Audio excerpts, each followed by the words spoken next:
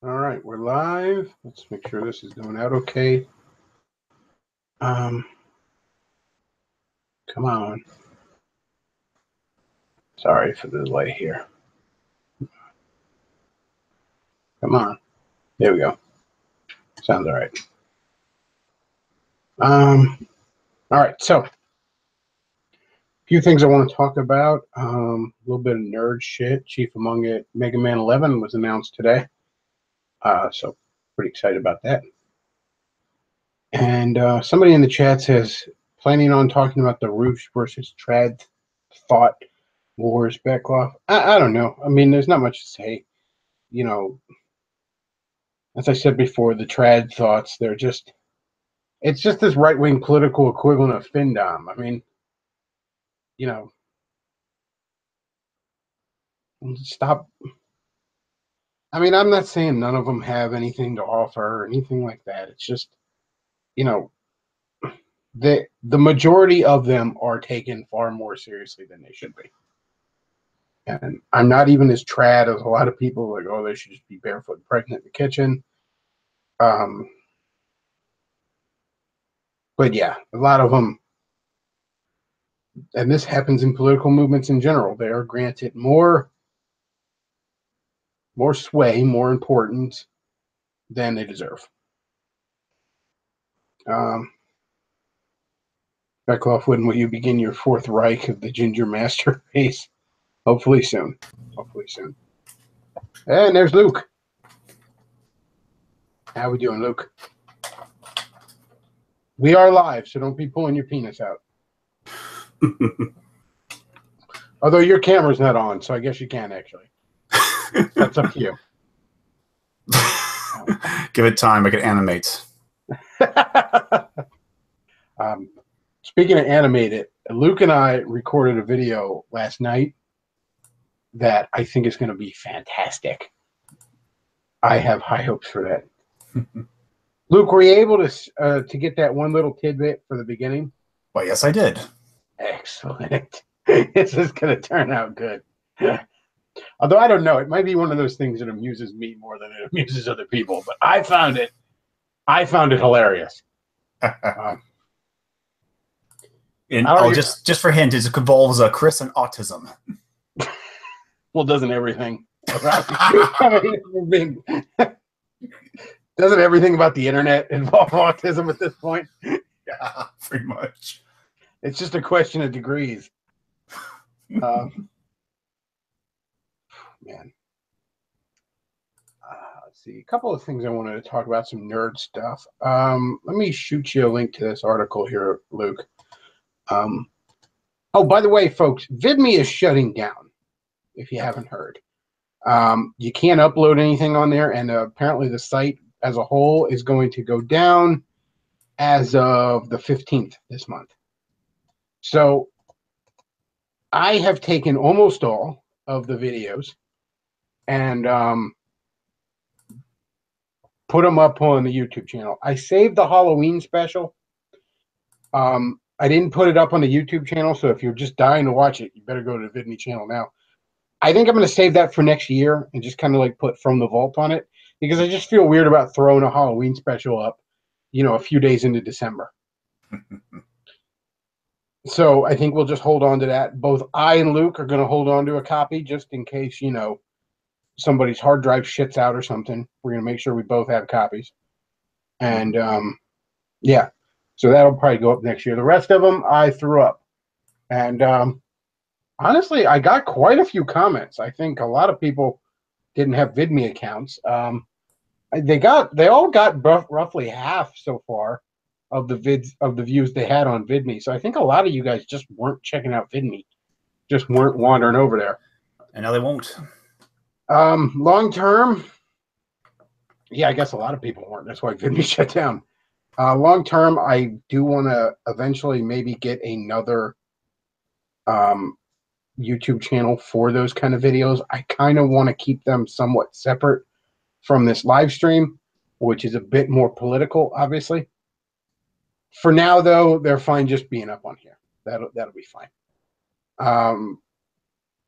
But anyways, anybody who's watched those videos, Now, there's a couple of times I've mentioned the Power Ranger comics going on over at Boom Studios, which I was never even that big of a Power Ranger fan as a kid. I watched it a little bit, but it was never something I was heavily into.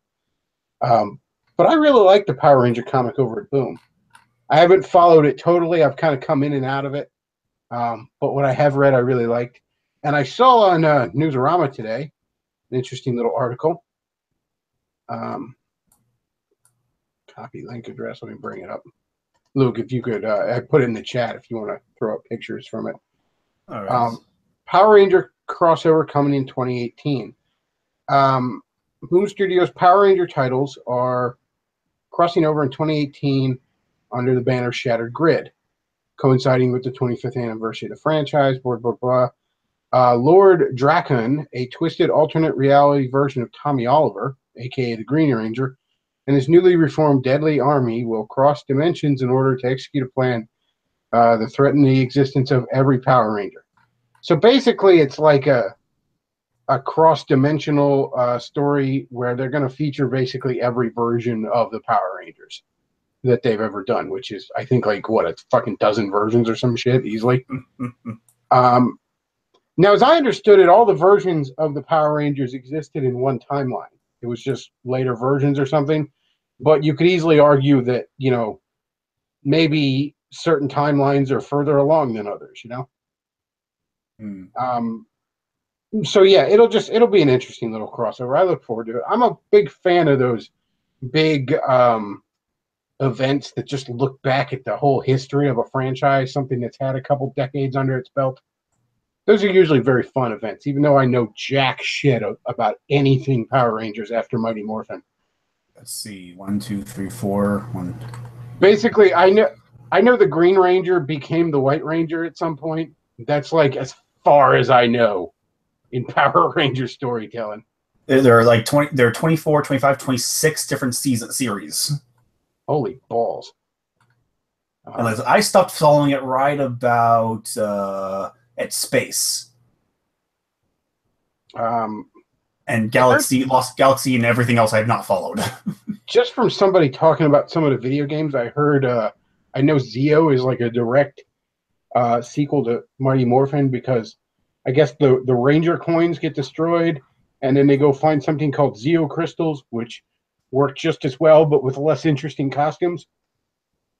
That's it. Some of the Power Ranger costume designs I think are ass. Zeo in particular, I think looks like shit. Here it is. What is it? Zeo? Yeah, that looks like shit. That looks like the Kmart version of the Mighty Morphin Power Rangers. Here's a DeviantArt version. That looks not as bad, but still rough. Yeah, it's like the GoBots to the Power Rangers Transformers. Some of the costume designs look fucking rough, but I like the Mighty Morphin costumes. I think they look pretty cool. But I don't know. It sounds like an interesting little thing. I sent it to Ray, so I figured he'd be all about it. If he's not reading the comic now, he probably will with that. And supposedly the writer claims that it's a story he's been planning since, you know, they started this Power Ranger comic a couple years ago. So those usually turn out to be solid stuff.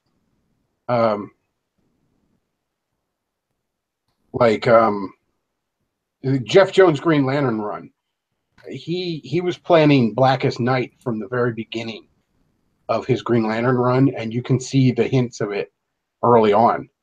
And man, he added a ton of mythos to the Green Lantern. He added all the colored lanterns except the yellow ones. They had already existed. Although he turned them from just being Sinestro into a whole core. But yeah, it's one of those things where, like, if you go back and read Jeff Jones' run, starting with Green Lantern Rebirth, you can see the seeds of all the way to Blackest Night from like the very beginning.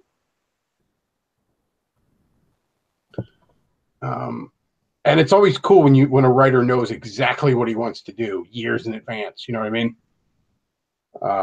In fact, the problem with Jeff Jones' run on Green Lantern after Blackest Night isn't that it was bad. It's just that he's just meandering along with no real direction. You know what I mean? And while it was still good, it wasn't what it was. You know, it wasn't. He went from being great to just good. Hmm. So it felt like a massive downgrade, even though it was still better than half the shit on the racks. Man, Power Rangers Zeo costumes look like shit. I just can't get over that. Like, man, if I'd have been a kid, like, really into Power Rangers, that would have been the end of it for me. Right there. I'd been like, this looks like shit.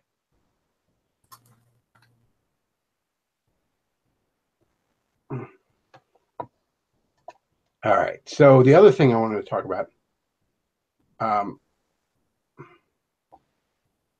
is I just had a brain fart for a second there. Sorry. Mega Man 11 got announced today. And like I saw somebody on Gab was all like, "Oh wow, a new Mega Man game," and I just responded under it because I hadn't heard anything yet. I was like, "Please tell me it's classic or at the very least X, and not like that faggy Battle Network thing or something." And yes, it's classic. What's very interesting about it is it looks like, you know, good old classic Mega Man gameplay. Now they didn't show us a great deal. We didn't see any of the new Robot Masters, none of that. But at the same time, it's not supposed to come out till, as they put it, late 2011 or 2011. Yeah, the past 2018. They're so it has classic Mega Man gameplay, but updated visuals, and I really like that. I don't particularly care for how quote unquote retro Mega Man 9 and 10 went.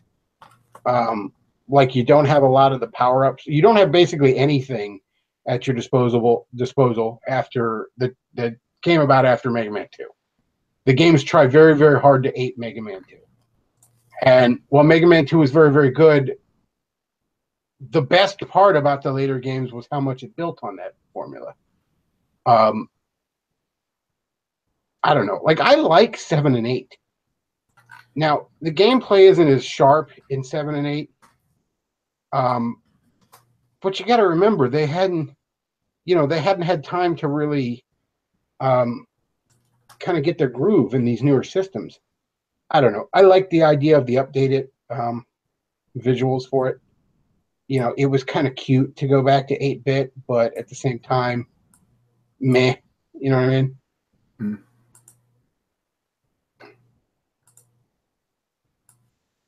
We got some Kickstarters here. Only Shantae was the successful one out of them Kickstarters you're showing. We all know what a fucking disaster Mighty Number 9 became, and then Ukulele was, a lot of people were saying, disappointing at best.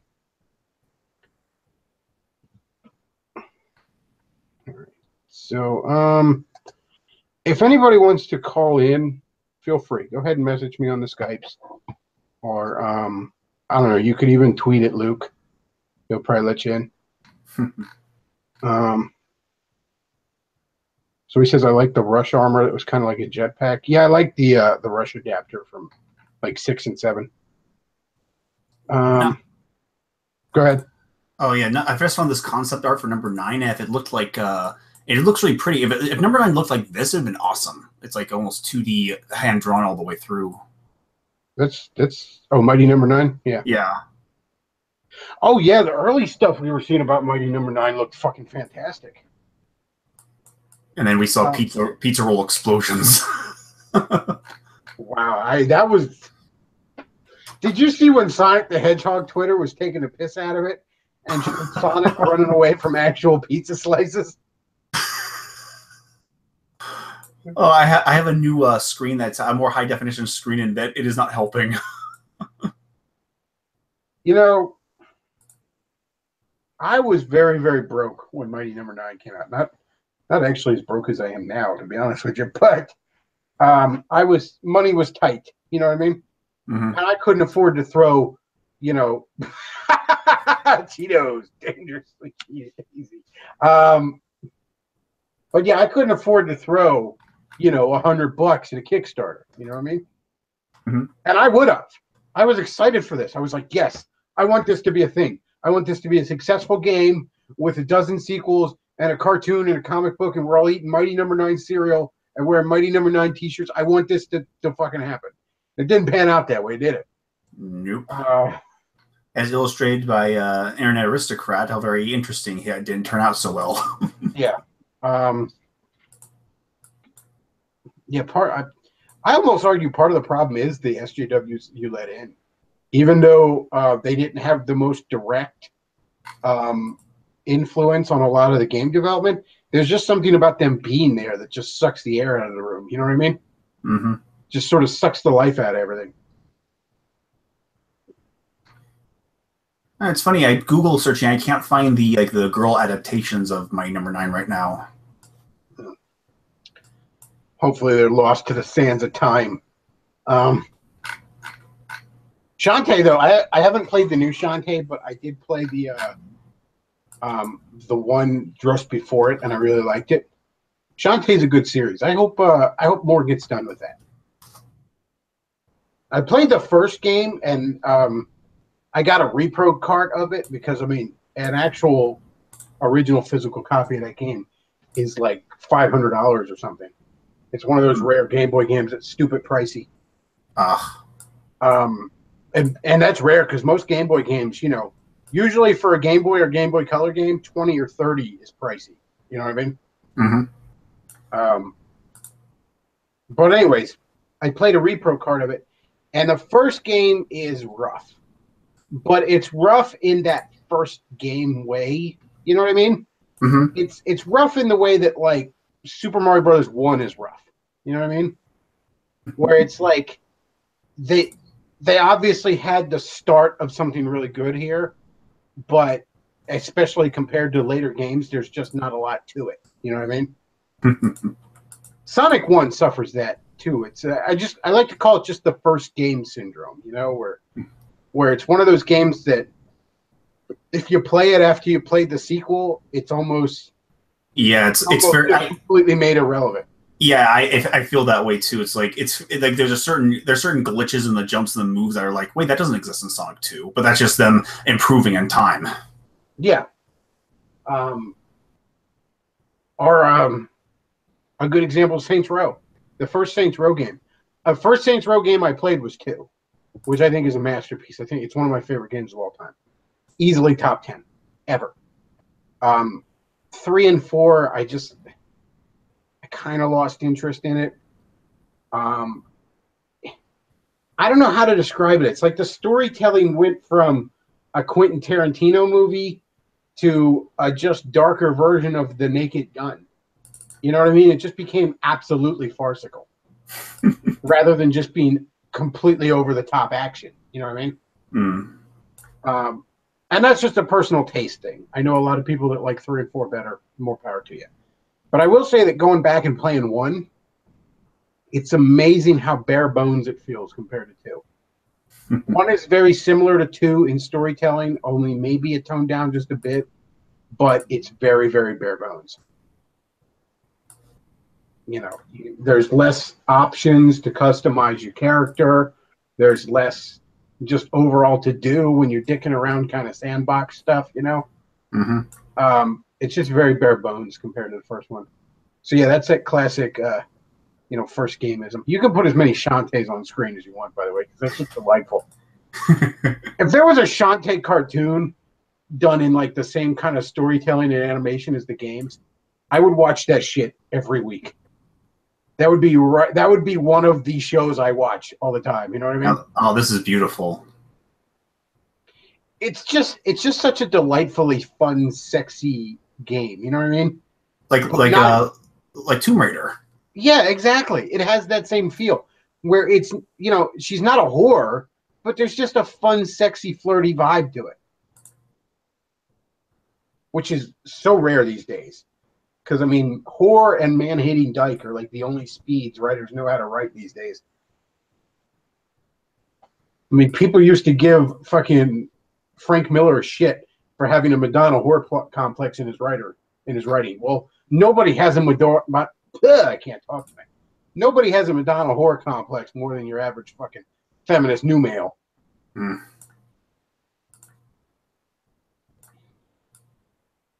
says her hips don't lie? You're not wrong.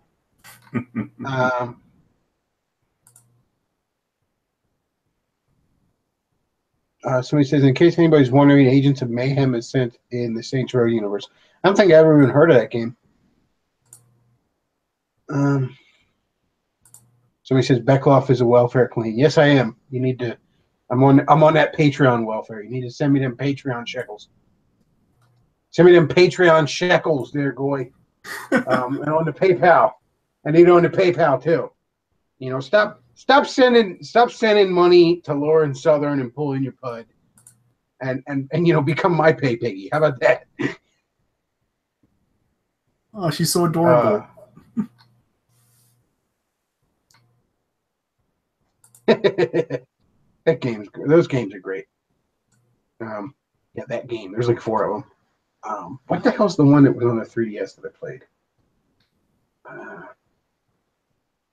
I don't remember.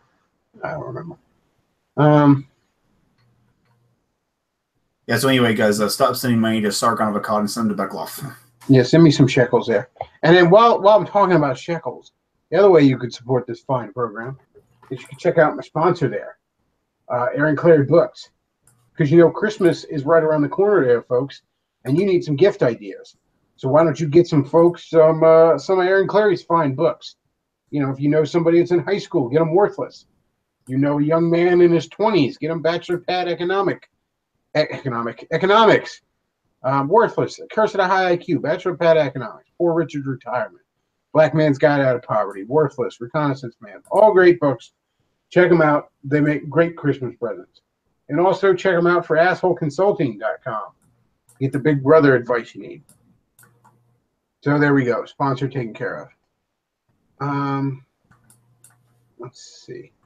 Race Jacobson, he wants to hop in and tell us all about the Power Ranger lore. And tell us all about the versions of Power Rangers that nobody cares about. So that sounds fascinating, actually. Yes. Spin us the yarn of the Power Ranger universe. Tell us all how it all went down. How we went from Mighty Morphin to, I don't know, Ninja Butt Plug Squad or whatever the 29th one was.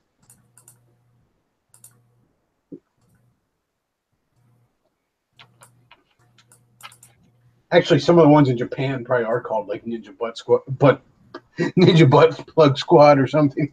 Only on certain websites. Because they don't care over there.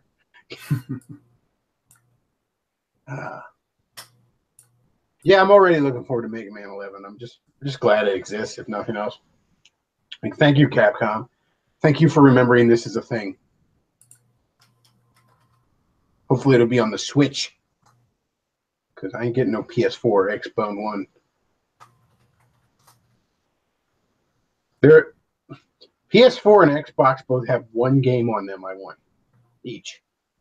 And with Xbox, I could get it on PC. Xbox, I want Cuphead. And PS4, I want the Spider-Man game. That's it. That's not enough to justify a whole. For Marvel vs. Capcom. Marvel vs. Capcom 2, yeah, that's great. He never really merged with Eddie and the bird in the game. What the hell was the bird? Beat. He only ever merged. Yeah, he never did that in the classic series. Although that would have been cool as shit. Race, tell us all about the magic of the Power Ranger universe. Well, the one thing that I wanted to comment on earlier, you mentioned something about alternate timelines and alternate dimensions, and you weren't sure if there were any in the TV show. There actually are multiple timelines in the TV show, funny enough. The first one was created around the time of Power Rangers SPD, which is the weird sort of police show that was set in the year 2020. Well, I remember one episode, and I only vaguely remember it because I stumbled onto it. It was probably from like 99 or 2000, so I don't know when that would have been.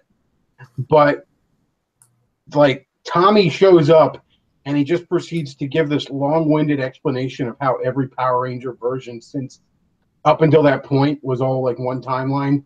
Even like that was in Power Rangers Dino Thunder. That was there was even one that like existed on the other side of the galaxy that Tommy just knew about for some reason. That was probably the Power Rangers, the Aquatar Power Rangers, because they did actually work. They were actually from another planet, and they did come for like a 10-episode run. I like how Tommy just knew about them. Like, he gives no indication that he ever met them. He just knows that they were a thing. Well, you know, Rangers talk, you know. He's like, I heard a rumor that there's of this other Power Rangers. But yes, like, I guess after Mighty Morphin is Zeo, I think. Yep, that's the one.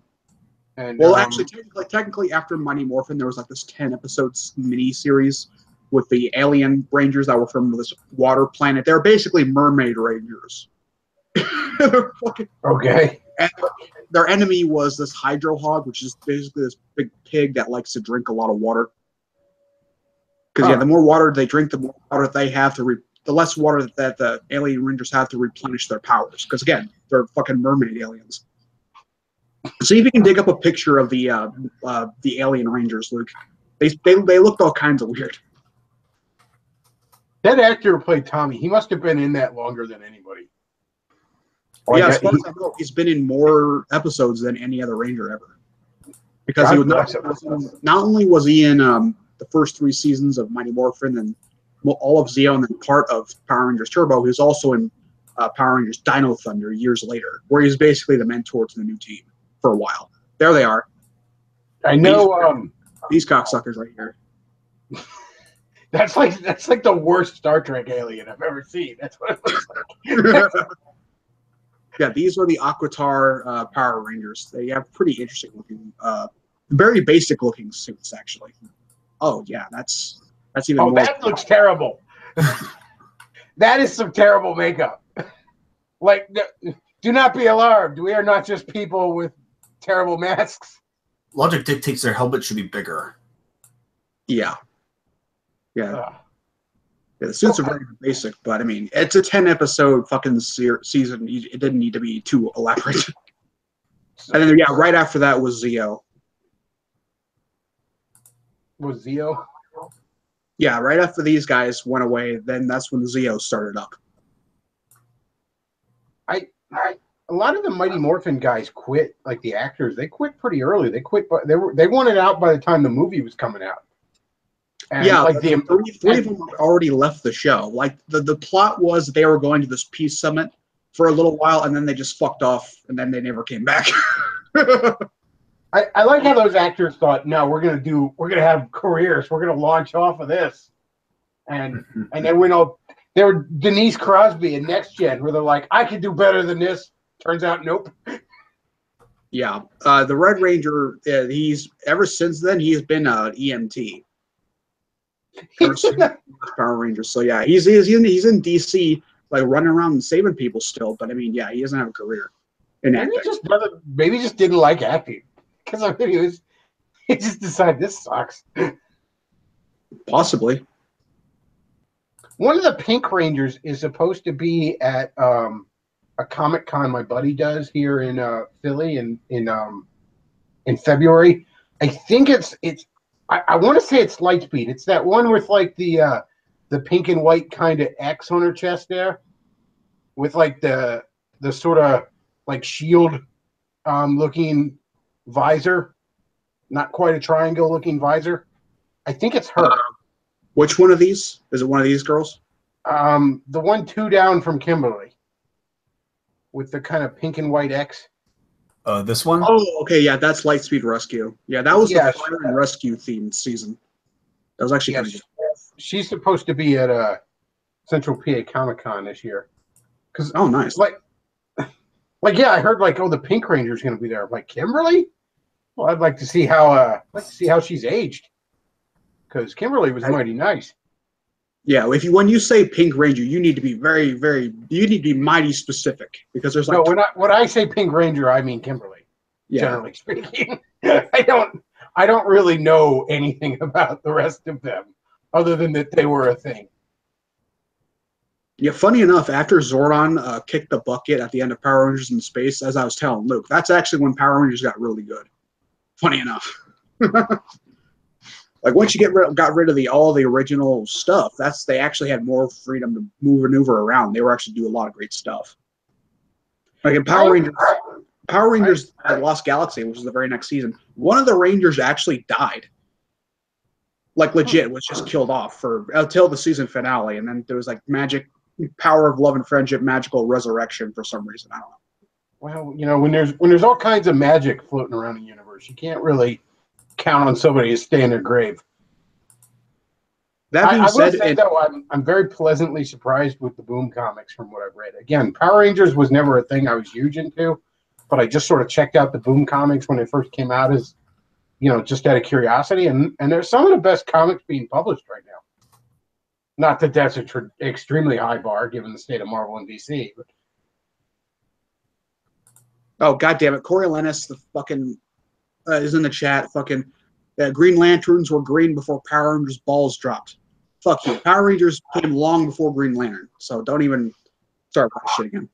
no, I don't think Power Rangers came before Green Lantern. When did Green Lantern kick off? When did the comic kick off?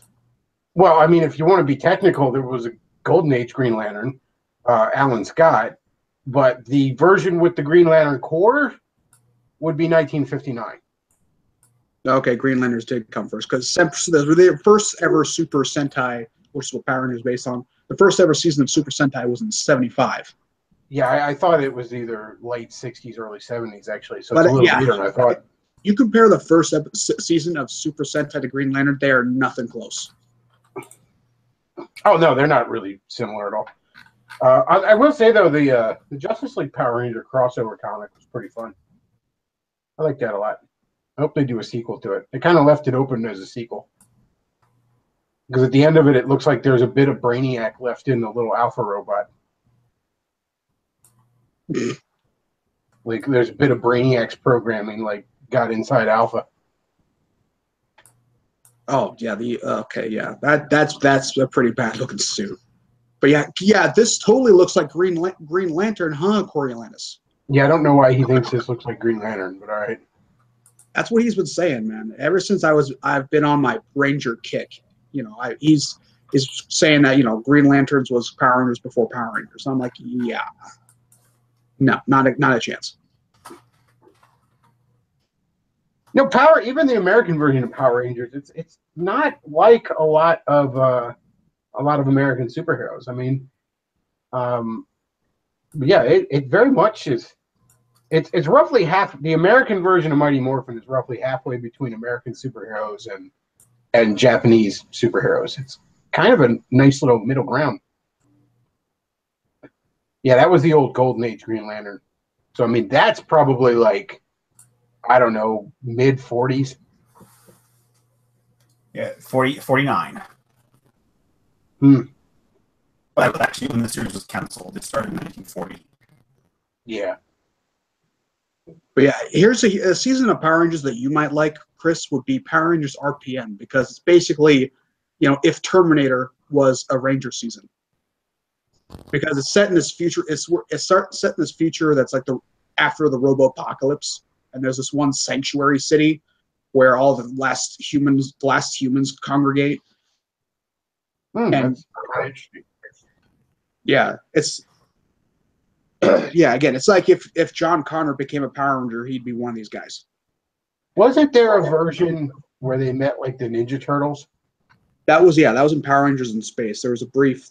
That was back when they had that fucking TMNT thing with the lady turtle. Yeah, there was a brief live action Ninja Turtle show that like had a fifth like female turtle with boobs. It was kind of disturbing. Luke, you're kind of breaking up there. Luke's actually going robot on us. Or maybe everyone's going robot but me. It's the Avengix virus from Power Rangers RPM coming to take him over. Speaking of, Luke, did you ever get to see Power Rangers Jungle Fury? I had a chance. What? I had a chance. Oh, okay. So why don't you hop out and hop back in? That usually fixes it for me. Like, it's okay if the pictures go away for a moment. Yeah, Jungle Fury is an interesting beast because that was one that the whole theme of that was learning. Like even the villain had to actually realize I'm not strong enough. They had to go seek masters to learn new techniques from and shit. Which is a great little mirror to what the Rangers had to do, because the Rangers had to do the same thing. In order to get stronger, they had to go to, seek out new mentors constantly to learn more shit. And it was kind of because the whole thing was like animal spirit kung fu shit. It was kind of goofy, but it looked really great because in that era of Power Rangers in general, whereas Disney running the show, that was actually the best time to be a Ranger fan because the character arcs were a lot deeper, the plots were a lot more believable, and not just haphazardly slapped together, and not the same thing 12 times. Did you see the new movie? I did see the new movie. Actually, what did you think of it? I have not had a chance to see it. I kind of want to see it. But what'd you think? I actually thought it was pretty good. The part where they first discover the ship that Zordon and Alpha were in, that is actually more a realistic portrayal of what would happen if a man in a tube and a robot held you hostage. Because that's what they were freaking out, man. Because in the original show, they were like, "Oh wow, what is this place? This looks really neat." Whereas no, in real world, you'd be like, "What the fuck just happened? How do we get out of here?" And that's basically what the kids acted like in the movie. I thought it looked good, but it had that typical Hollywood problem where it just, in my opinion, the new looks and all are just over designed. It was a very Iron Man-esque, but it's just. But in all fairness, for alien technology, you should expect something like that. But it was over designed and quote unquote trying to look realistic has always been a problem with superhero movies. Because they're not supposed to be realistic. They're the Marvel Cinematic movies get away from that more than almost any others have, but even they sometimes fall in that trap. But I mean, the same spirit that insisted the X-Men have to dress in black leather is the same spirit that's going to make the Power Rangers look half like Iron Man. Yeah.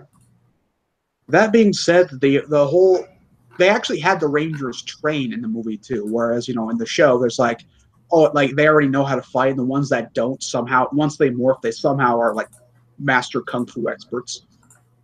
Yeah, they actually had to they couldn't even morph for most of the movie because they had to, actually come together as a team, as on the level of friends first. Like they had to earn their way in.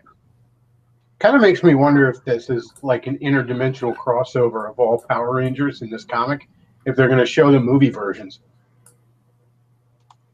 Say again? I said this comic coming out where it's like interdimensional crossover of Power Rangers makes me wonder if they're going to show the movie versions. That would be one of the teams. Because I know when they did a similar story in Spider-Man a couple years ago with there was this without getting into the details of it, this monster is going from universe to universe, draining the life force of every Spider-Man woman or child it finds. Jeez. And, so there's all these Spider-Men from alternate realities. And the Marvel editor was afraid to show the two different Sony movie versions because they're like, it's sort of it's a complicated rights issue with Sony, They weren't sure if they could, so the editor was like, just don't do it. I think in a Teenage Mutant Ninja Turtles cartoon a couple years back, they did the same thing where they had all these different versions of Teenage Mutant Ninja Turtles. There was the original cartoon, then they had the super dark. Yeah, that was the end of the cartoon that started in 2003. It ended with a crossover where they met the 80s cartoon and then met the original comic book versions. Yeah.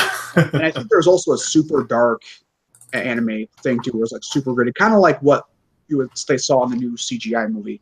It was really in that Spider-Verse thing though, the writer still hid this line in there where he's two Spider-Men are behind this piece of rubble in the final battle, and they're putting new web fluid cartridges in their cartridges real quick, and they're talking about all the different Spider-Men they met, and the one goes, The one on Mask, and I swear he looks just like the guy from Seabiscuit.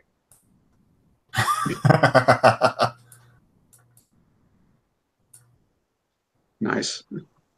Yeah, this thing here. They got 3 different Why is the one in black and white in the center? Like that's the original comic book, and like that whole universe is black and white. Oh, I guess they don't even acknowledge it as a thing. Like nobody goes to that universe and comments that it's all in black and white.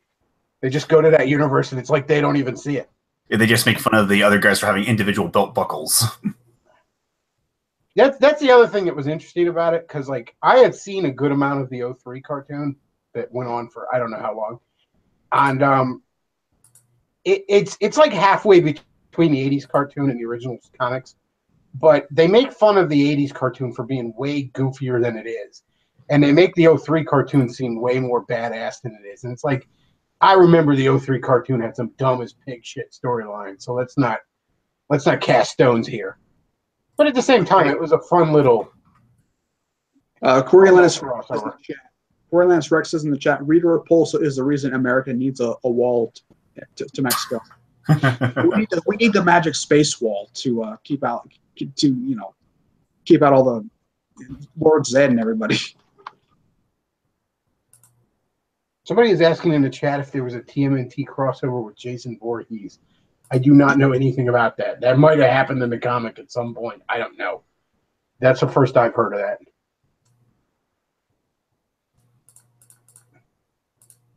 I know in the comics here recently they did a couple of Batman Ninja Turtle crossovers, and they did a couple of Ghostbusters Ninja Turtle crossovers.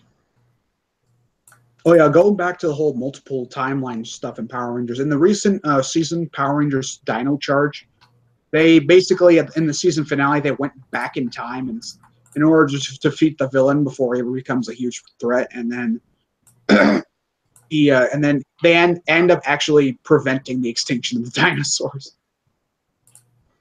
And then then when they get back to the future, the dinosaur museum becomes a dinosaur zoo. I like how that's the only change. It's not like they come back and like there's no humanity and it's just, humanoid dinosaur people or something. Yeah. And then the very next season with the new team, it's not even acknowledged that dinosaurs are around. So basically that team exists in its own pocket universe now. That's the version where they ride on real T-Rexes. Yep.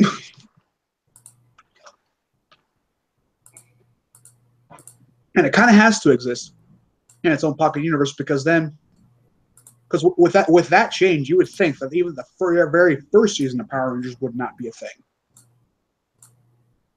because they had that sort of theme shit too.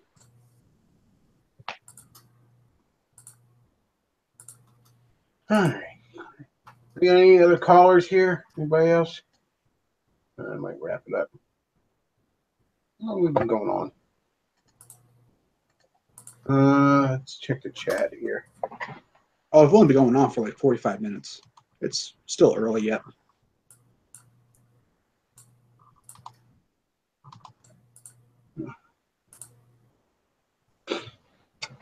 All right. What the hell else did I want to talk about? Not really a lot. I just kind of wanted to ramble on about the Mega Man game a little bit, mostly. But yeah, I never watched any of the Power Ranger seasons after like a little bit of Mighty Morphin. I keep seeing commercials for like really weirdly different versions, and I'm like, what the hell's happening to this? Yeah, the newer season ever since Nickelodeon took over, they've been mostly subpar. I wouldn't recommend them. If I were to recommend any seasons, it would be the Disney era stuff, which would be Ninja Storm all the way to RPM, like I mentioned before. The fuck is this? Robot Me. Oh, that's fantastic. Brainiac Layman. All right, Race, I'm going to let you go then. Thanks for hopping in. No problem. Have a good night.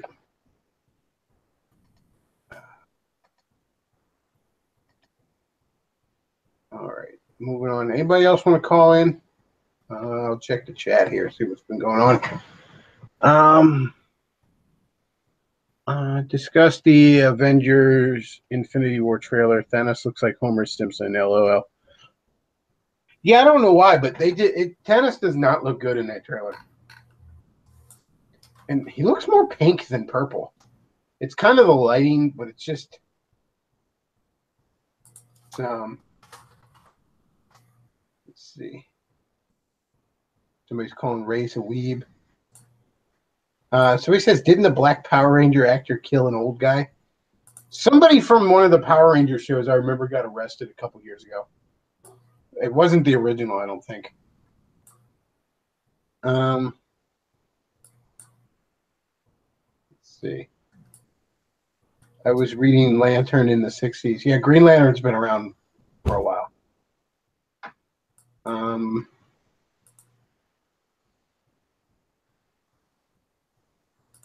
So he says, fucking Power Rangers, please. Someone get John Steele on to call these guys out again. So that's the thing. I don't know anything about the Power Rangers other than like the original stuff. So I found it interesting. I don't know what. All right, the rest of you didn't. Okay. No, I usually love Bechtloff shows. I can handle hours of comic book talk, but Power Rangers. Hey, apparently Power Rangers is too much for that guy. So again, speaking of comics, the Power Ranger comic right now is better than most. Let's see. Bechtloff talk about Young Justice. Oh, you mean the good Teen Titans cartoon? Because you know the Teen Titans cartoon that looked like Animu shit. Yeah, that's shit. And if you like it, you're wrong. Somebody says the Red Ranger. Ray says the Red Ranger from Wild Force is the one that killed somebody. Let's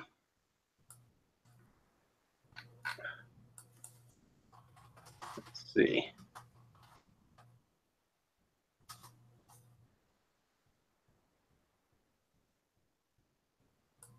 Somebody says, are you talking about the Inheritors from the Spider-Verse story? Yeah, I was talking about the Spider-Verse story. I just didn't want to go into the little details of the story when I was just trying to talk about how, you know, you might not have the rights to movie versions for that kind of thing.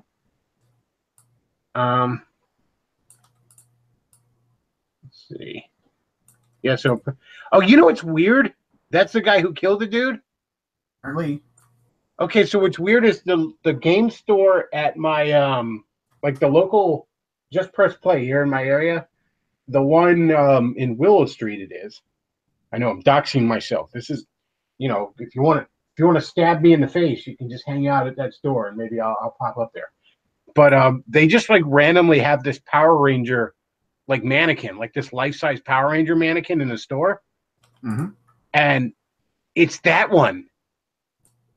Oh, like it's that Red Ranger from that incarnation. Because I remember thinking it's weird because you know, I go in there and I'm like, oh, Power Ranger. Oh, it's one of the Power Rangers I don't know anything about. Okay, you know, because you know you'd think being such a retro store they'd try and get, you know, like the original Red Ranger or shit, you know, and it'd be, but no, it's just I don't know where they got it. It probably came with a collection or something, and they just figured out, put it out in the store, whatever. But yeah, so I don't know. Maybe somebody is all like, that guy's badass. He killed a motherfucker. But yeah, that really just puts a whole different twist on that every time. Next time I go in there, I'm gonna be like, this guy killed somebody. You know that, right?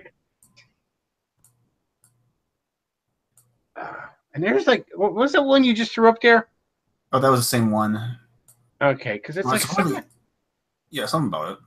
Some of the Power Rangers costumes look like shit. Look at that. Look at that mask. It looks like shit. It's not as bad as Zeo, though. So if the black is the part we can see, does that mean you can see all the way from the helmet to the forehead and the cheeks? I don't know. It's I don't know. Dude looks like the actor who plays a white trash guy in every movie. Somebody says, Bechtloff, which Blue Beetle suit do you like best? Not character, just the suit. What? Luke's going robot again. Oh, no, I'm back to normal. So there's there's 3 different versions of Blue Beetle. There's the Golden Age one, there's the Ted Kord one, and there's the Mexican Kid Blue Beetle. If I'm just going off costume design, I don't know. I really love the simplicity and just iconicness of Ted Kord's design, but like the kind of almost ancient alien robo shit of the new one kind of looks cool too. So I like the Mexican Kid's costume design. I just don't like that character, and I don't like how he's generally written. I'm probably going to go with Ted Kord, although that's just more because I like the character so much.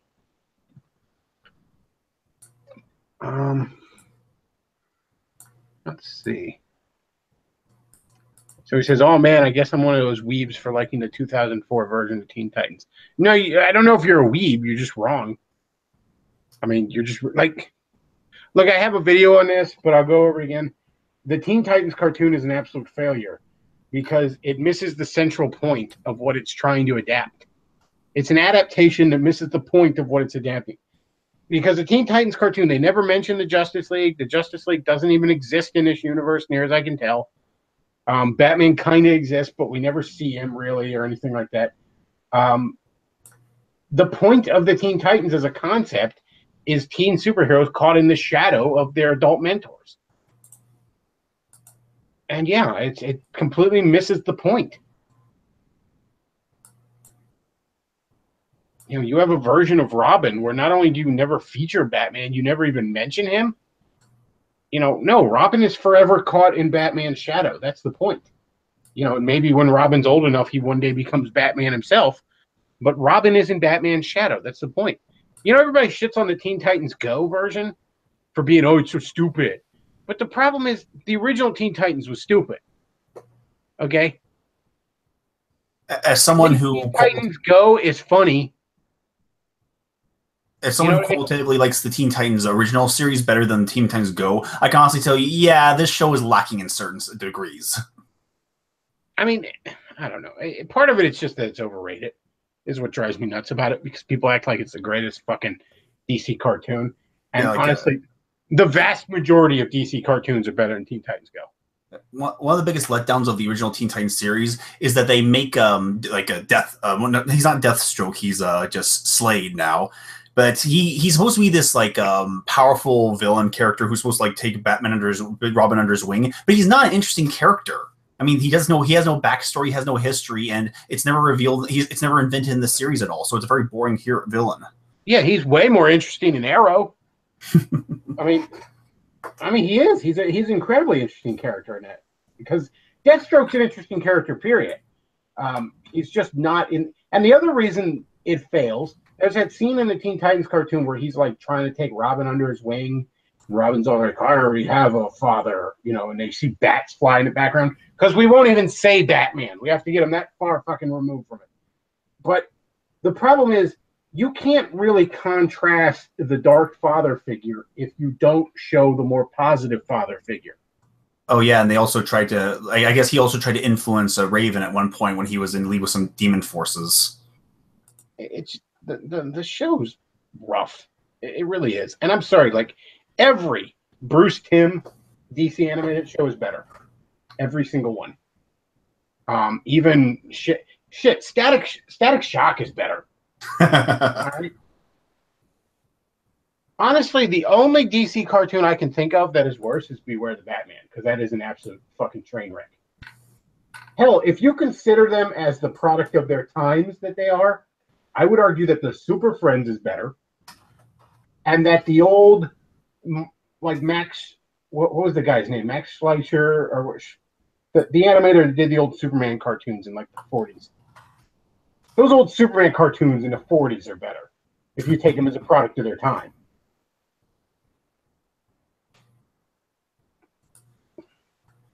Yeah, so much detail into those cartoons. Yeah.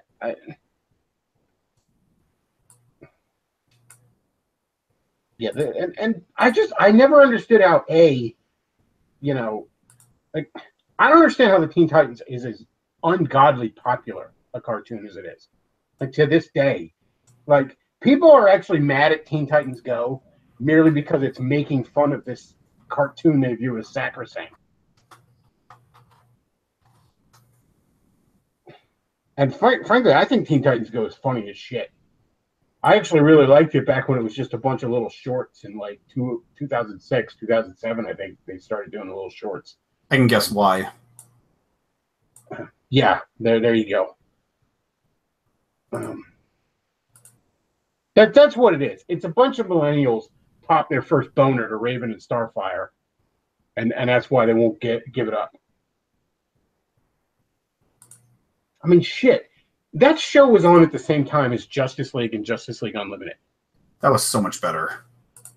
Leagues better. It's like the difference between the Sonic the Hedgehog cartoon with Princess Sally and the one with like the adventure one.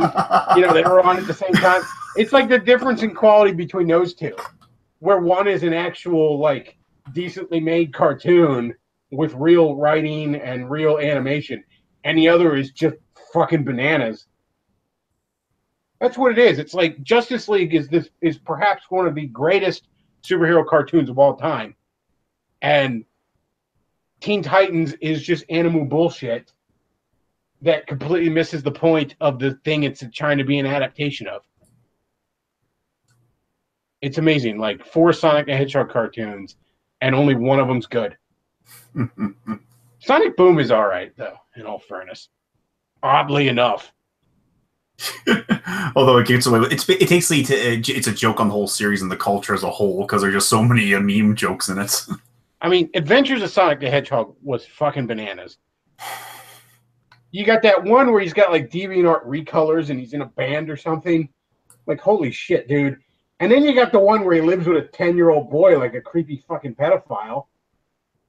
And apparently he's a real and that's when real people actually come into this universe. No, none of them, as far as I'm concerned, none of them exist except the Sad AM one.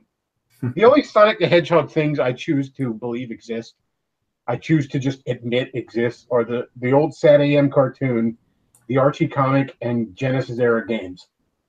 And I guess now Sonic Mania. That's it. Everything else is just no. No, that's not real. That's just a bad dream I had.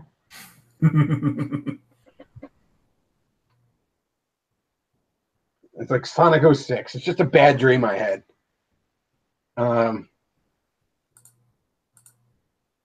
Somebody says Sonic X was boom. You should be ashamed of yourself for thinking that.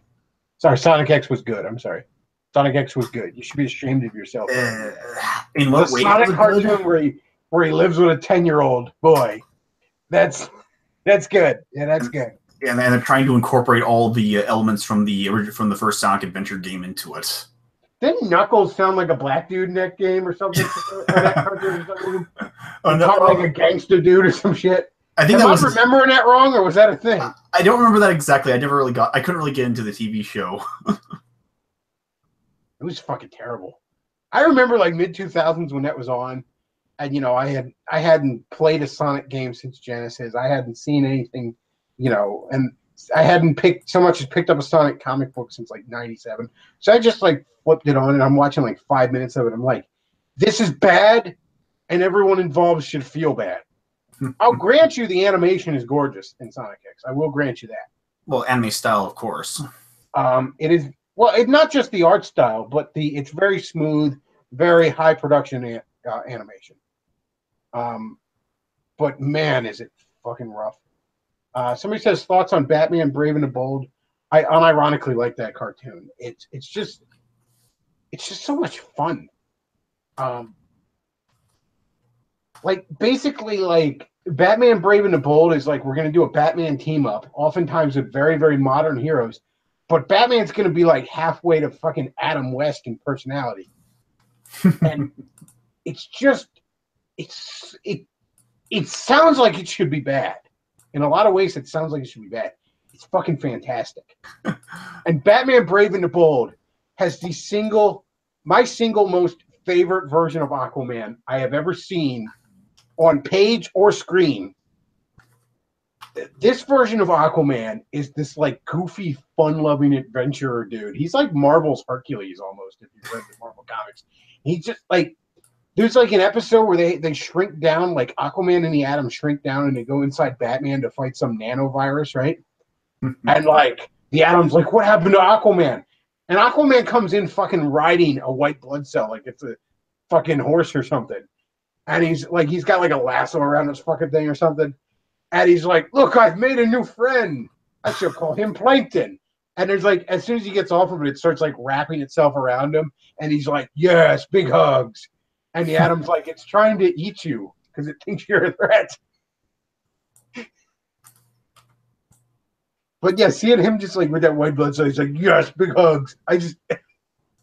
That is so endearing. I love Here he is. There it is. I love that Aquaman. Like, yes, big hugs. Like hugging a boa constrictor. Oh man. Let's see. So he says, what was the Cyberpunk Sonic show? I like Knuckles. I think that's the one where you're probably talking about the one where he was in a band with like his brother and sister that were DeviantArt recolors of him. I've never seen anything of that show. Sonic Underground was called, but it looked like shit. Let's see. Seen the Mega Man 11 trailer? Yeah, I talked about that. I like that it's modern visuals but classic gameplay. I like that a lot. I don't feel the need to constantly go back to fucking 8-bit. Like, I think Mega Man 7 and Mega Man 8 look great. The gameplay's a little wonky in 8, but I think they both look fantastic. I don't constantly feel the need to go back to retro styles all the time. I mean, there are times that it really does look better. I think Marvel vs. Capcom 2, for example, looks better than 3 or Infinite by a wide margin. But a lot of times I would actually think it would be really cool if Nintendo did for the Switch, maybe a downloadable game, I don't know, but an updated version of Super Mario Bros. All-Stars. Because think about it, Super Mario Bros. All-Stars was so fucking cool because it took those, the 8-bit games and updated them with 16-bit graphics, but kept the gameplay identical. I think it would be really cool to update those games again with modern, almost new Super Mario Brothers level graphics, but keep the gameplay the same.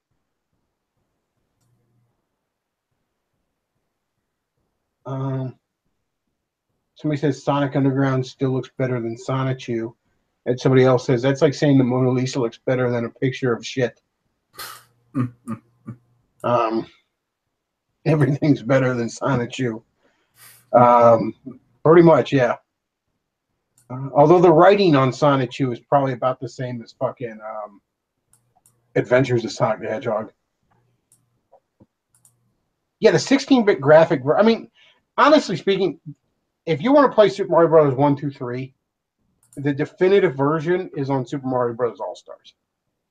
That might be sacrilegious to some Nintendo nerds, but in my opinion, there's almost no reason to play the other ones above those. And obviously, you can't play the Japanese Mario 2 any other way than that, other than, a downloadable game or like a repro card or something.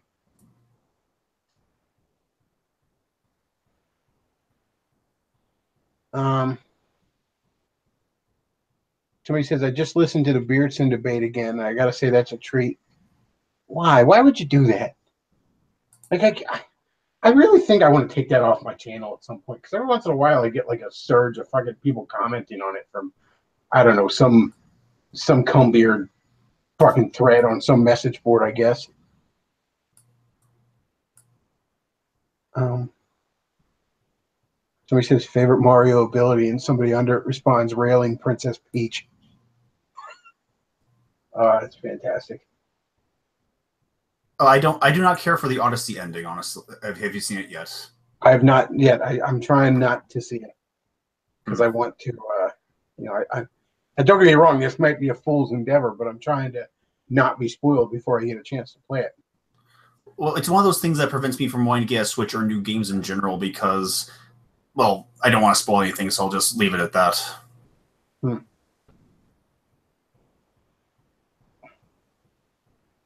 Oh yeah, in the Mario racing game, do they actually drink something when they win? I had heard. I think they don't. I think the American version is censored, and they don't actually drink any. But yeah, at the end of the original Mario Kart, they all have like bottles of champagne. And I think like with Princess Peach, she opens it up and like a vine grows out of it or something. Oh yeah, that's it. That's what it was. That they get a bottle afterwards, and And like yeah, Bowser's just like shaking it like in triumph. Those are probably the sprites from like the Japanese version. The Japanese are a little less hung up on shit like that.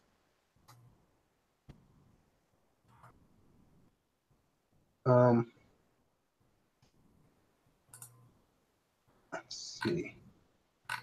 Christian says it popped up in my mentions, and it's a great record of the descent of the alt-right. It's a great record of the time I almost quit interneting altogether. That's what it is. The time that this channel almost was deleted. Other than the possible election of Hillary, of course. Oh yeah, I would have quit on that too. I was talking to. I actually talked to both you and Undertow, and I said, look, I still don't think she's going to win. I don't care how many people say it's a 1,000,000,000% chance that she's going to win. They're all full of shit. But on the off chance she does, we're done here, you know, because the time for talking is done. At that point, it would be time to, you know, go to the gym and go to the firing range and brace yourself.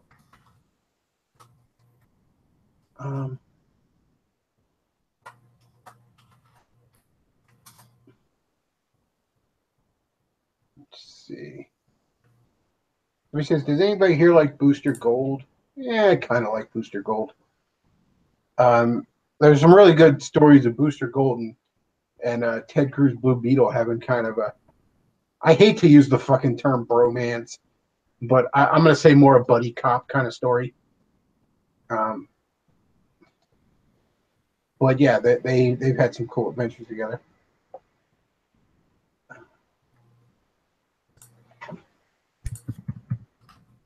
No messaging me on the Facebergs there. On the old Facebergs. Let's see. Oh, Luke, go on to the Bechtloff Facebook page. You'll see it there. I took a screen cap of a Spoonie tweet. All right. Christian's telling me, like, just remember a moderator can't ask questions. So he says, does anybody remember the campy as shit Power Rangers knockoff Beetleborgs? Yes, I remember Beetleborgs. Man, that was fucking awful. Which one? All of them? There's just one Spoonie tweet that I screen capped, I think. Oh, no, I mean the Beetleborgs. Oh, no, I didn't know there were multiple versions of that disaster. Oh, well, I only know of two. So yeah, I was on Twitter, or I should say I was, you know, I was observing the Twitter because I, of course, don't have a Twitter account, and you can't prove otherwise. But anyways, I was looking at the Twitters, and you know, there was some screen cap of like a poll that Spoonie had taken, or like he took the screen cap from Fox News, and there was some typo probably where the numbers don't add up to 100, right? I think it adds, you know, so. Oh, that's it. Yeah, that's somebody had screen capped it, or somebody had you know, fucked it up when they were putting the graphic together. You know, shit happens. It's live TV. So he's all like, ha ha ha, and he's going off for like tweet after fucking tweet about how this lay intellectual is so much smarter than the dumb hicks at Fox News or whatever. And don't get me wrong, the cucks at Fox News can go fuck themselves, as far as I'm concerned. Oh yeah, we'll talk about that here in a second too. But for fuck's sakes, I was on Gab and I'm like, you know, ha ha ha, I'm so smart. I noticed a typo in a news show. Goes back to drinking and crying and you know, dodging calls from bill collectors. You go fuck yourself, Spoonie. Like, I don't know. How I keep saying like this guy's gonna eventually kill himself, but I don't think he has the balls is the only thing holding him back. It's not like, you know, he's too moral to kill himself. It's just, you know, he doesn't have the balls to do it. He's trying to do it slowly. You know.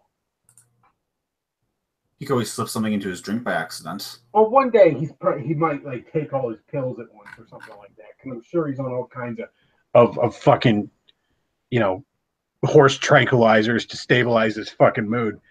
What a waste of life that guy is. Like, you could have been something, Spoonie. You could have been something. You really could have. You fucking waste of a man. But you know what? No matter how mad you want to get at Spoonie, just remember, no matter how much you hate him, you don't hate Spoonie as much as Spoonie hates Spoonie.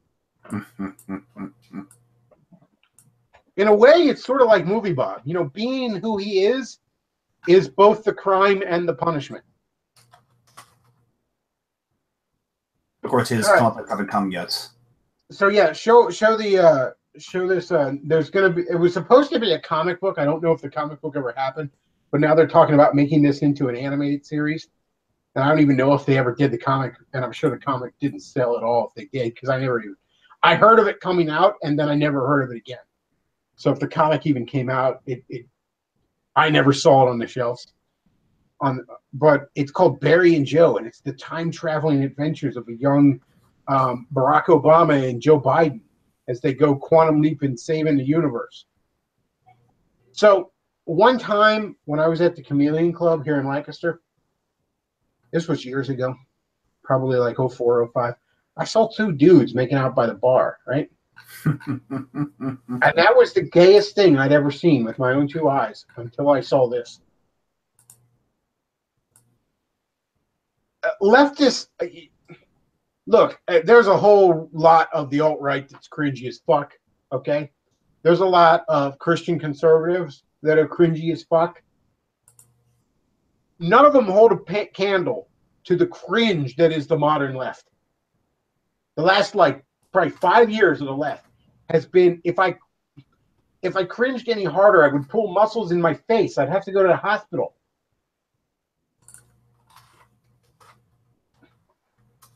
Like they think this is cool.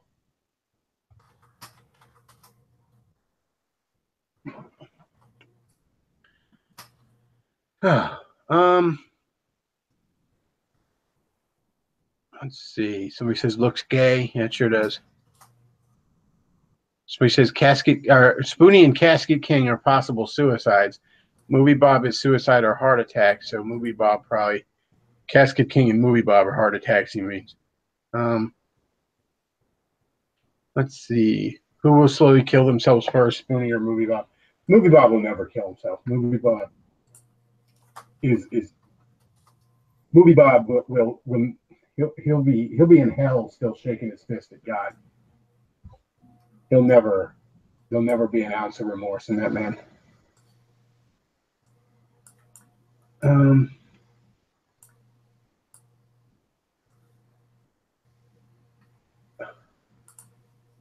So the bite cuck.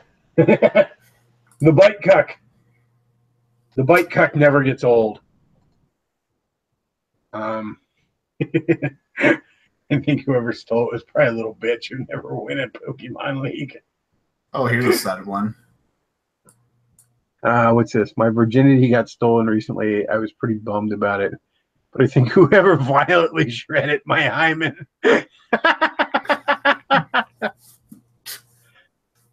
Oh, man. That artist, by the way, had a big old shit fit meltdown that everyone was picking on him after his faggy bite cuck comic. And, you know, he like disappeared off social media for a few days because he was like, people are picking on me. It's like, here's the thing. Go back to the original bite cuck for a second. This dumbass thought he was doing something profound with this. That's the amazing thing. He thought he was imparting some awesome Zen fucking, wisdom on us with his fucking bite cuck story here.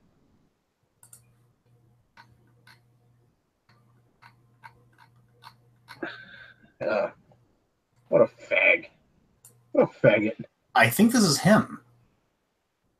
Is it? Oh, man. This is on a page that says, this is how 8 famous webcomic artists look in real life. He's got more of a jawline than I imagined he would. I'll give him that. Yeah, like that dipshit thought he was saying something profound. Let's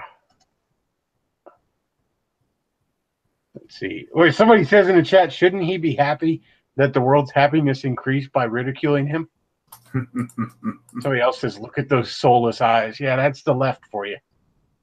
Or says, love that version with Misty. Yeah, well, Misty is the best trainer. Never forget. That's if you're gonna have an Animu waifu, Misty is the best one to have. I like this one.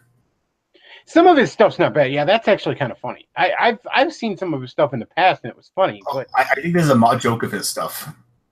But yeah, and just yeah. Let's see. Somebody says, "Oh my God, it's Bill and Ted." I guess referring to Barry and Joe. Holy shit, that is. They are just ripping off Bill and Ted. It didn't even dawn on me.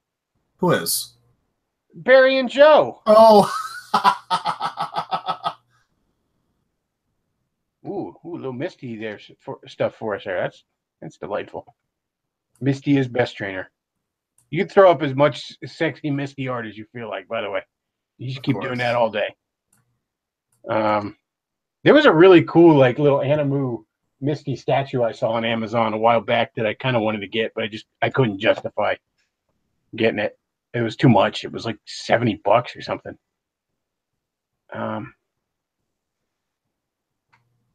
Let's see. Throw up sexy Jasmine. Jasmine. Yeah, Misty's fine. Jasmine. I don't remember Jasmine. Is that like from Aladdin or is that a Pokemon character? Oh yeah, it's another character from Pokemon. Somebody says, of course he's into the red-headed girl trainer. Hey, damn right. You damn right. Oh, here she is. What is it? Who's that? I don't know nothing about that. That's Jasmine, apparently. Okay, well, what? I guess it's like Power Rangers, where it's like I watched a little bit of the early stuff on the Pokemon anime. So like, if you're talking to anything after like season 2, I know jack shit about it. Even the games, I played Generation 1 stuff, and then I played like I think Sun, and that's it. For a guy that identifies as a Bulbasaur, I'm not as big of a Pokemon fan as you might imagine. Most of the designs for later generation Pokemon, I think, look like shit.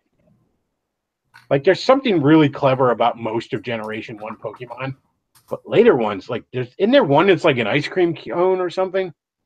Yeah, yes. Like, that's just so dumb.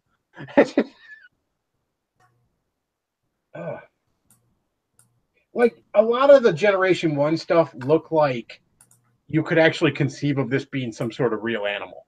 I mean, yeah, it's like a sci-fi kind of thing, and it's done in a cartoon style.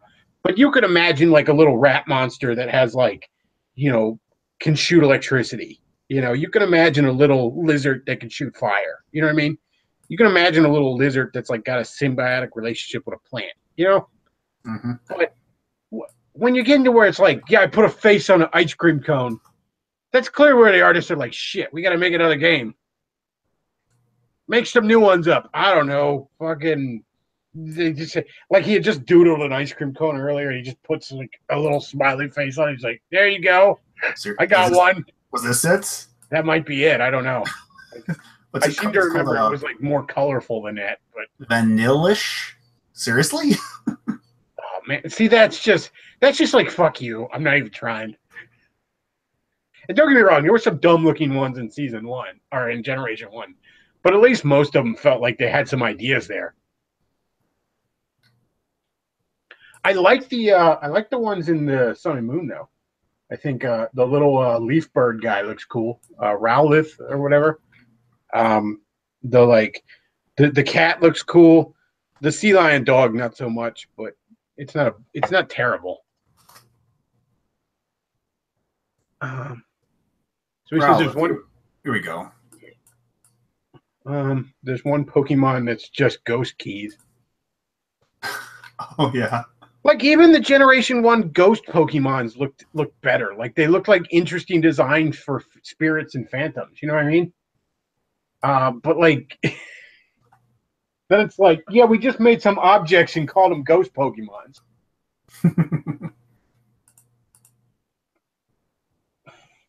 Yeah, one's like just a coffin with hands. It's like a 5-year-old designed that. Like, I don't even have to see it. It just sounds dumb as shit.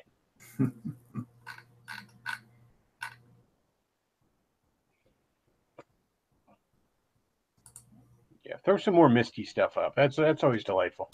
Let's see.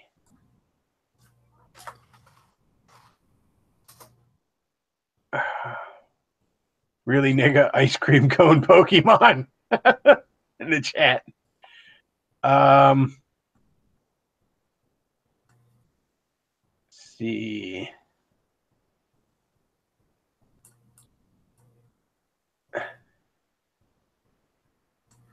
Somebody says a real man's waifu would be Big Barda. She would kick your ass for disturbing her domestic lifestyle. Big Barda's fine. My one friend's actually a huge fan of Mr. Miracle.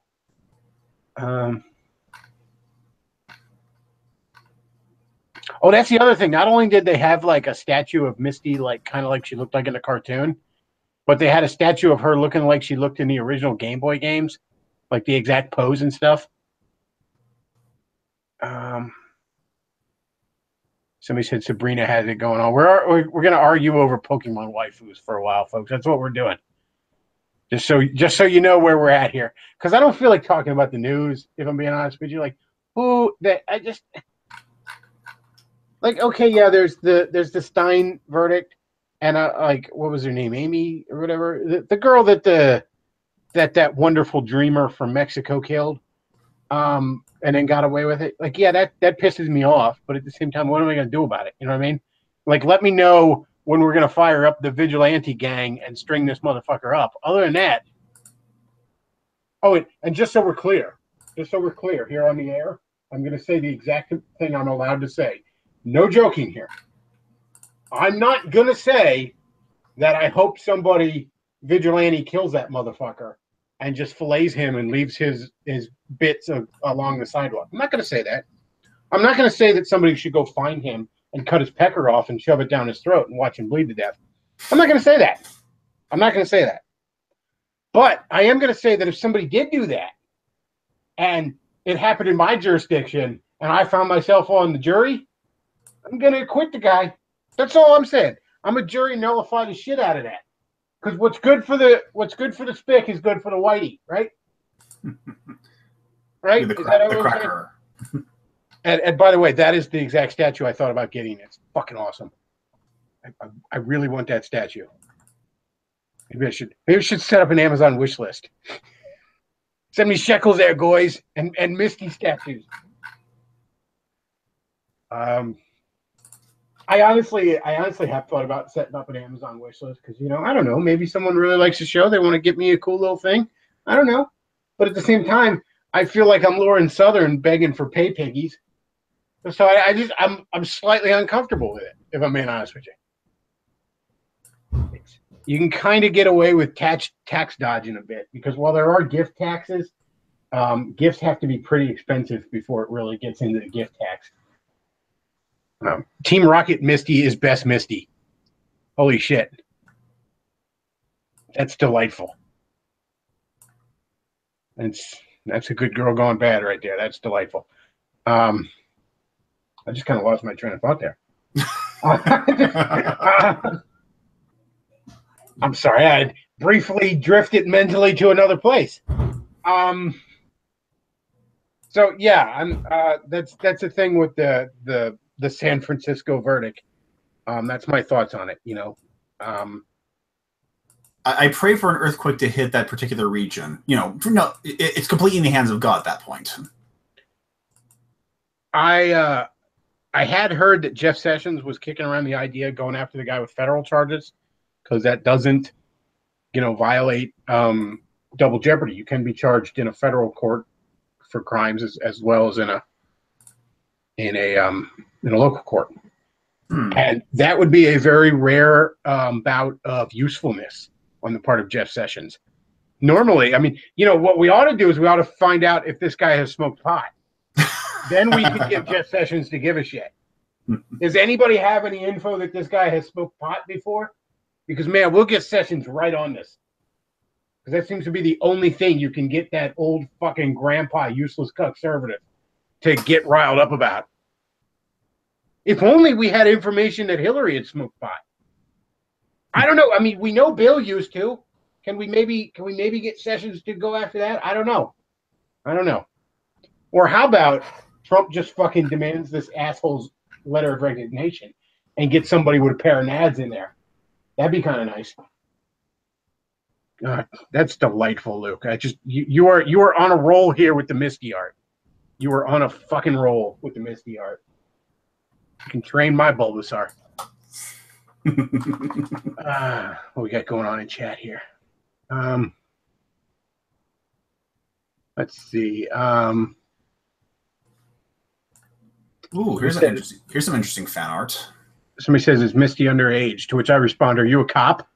I'm trying to. Ooh, big Barda there. Let's see. Bechtloff, I imagine you think adult Malon in Ocarina of Time is sexy. Yes, she is. In fact, I saw this one fan art one time where it's like Ganon and he's sitting on a throne and he's got like all the girls from Ocarina of Time, like basically, you know, with chained up, like a chain around their neck and stuff. It's like Zelda and the fairy girl, although she's all grown up in the fan art, thankfully. Like the fish girl even, and it had Malin from Lon Lon Ranch, and she's like chained up and she's holding a fucking platter with a bottle of milk on it. I just thought it was funny as shit. So he says, "I want to be paid in Animo figures." I do accept Misty figures as payment. Let's see. Going through the chat here. Bechtloff, would you watch a movie about the New Gods? I think they would be more interesting than Justice League. I wouldn't. The New God. Let me put it this way: the New Gods very easily could be made into a very awesome movie. That said, though, I would think Justice League could be made into an awesome movie, and that didn't happen. I would think Superman meeting Batman for the first time would be an awesome movie, and that didn't pan out so well. So while I do think that the New Gods could be made into a very, very awesome movie, I have no faith in anybody in charge of making DC movies right now to do that. I mean, thankfully they managed to get Wonder Woman right. I guess that's just a blind, a broken clock is right twice a day kind of thing. They managed to accidentally fart out a good movie. Beyond that, though, yes, I would love to see a well done New Gods movie. I think it could be easily done. I just have no faith in the ability of anybody that's in a position to do it right now to actually do it right. Let's see. Somebody says, "Oh shit, Pokey nips." I didn't think we had any nips in any of these. Well, there kind of is in one shot. Bechtloff, when will you get a sword and make a video so we can edit a Christian fight between you and Aruni? I do not have a sword. I have several guns. I don't have any swords. I always keep a knife on me. I always keep a good switchblade or hunting knife on me or something. And I realize that's not like having a gun, but like I don't feel quite confident enough to go for my concealed carry. Like I still need more practice. Something interesting about swords. I can't remember the channel name, but this guy who's an expert on swords, and I'm not taking that away from him. He did a video on why he thought the Klingon Bechtloff was really, really stupid and why it shouldn't exist, basically, right? And he argued that it's just not a very effective kind of sword. Most real life swords or weapons of that nature, the ones that get used a lot are the ones that are generally simpler and easier to use, And the Klingons in their frame are a lot like us, so they would probably develop similar weapons. But there was something I thought that he was kind of missing. And here's the thing. I don't think the Bechtloff became popular with the Klingons. And again, we're arguing over fictional shit, but that's just what I feel like doing tonight. Kiss my ass. I never thought it became popular because it was the best kind of weapon.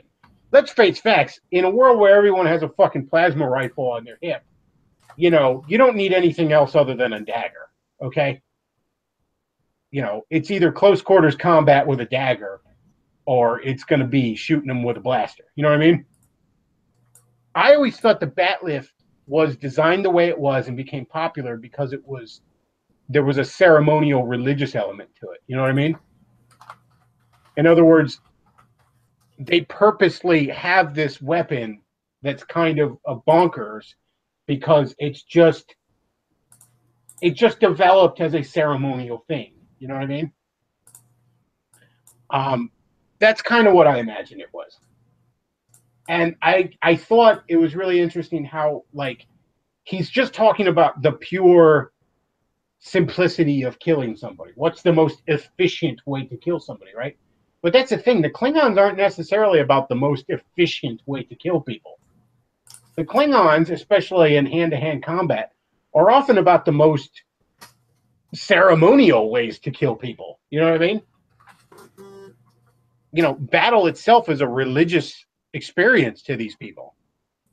So yeah, they might be a little bit more ornate and overcomplicated about their weapons than they need to be.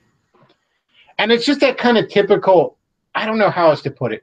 And I don't remember the guy's channel's name, and he seemed cool, but it was almost that kind of fedora mindset where you completely remove concepts of theatrics and ceremony and religiosity from the equation.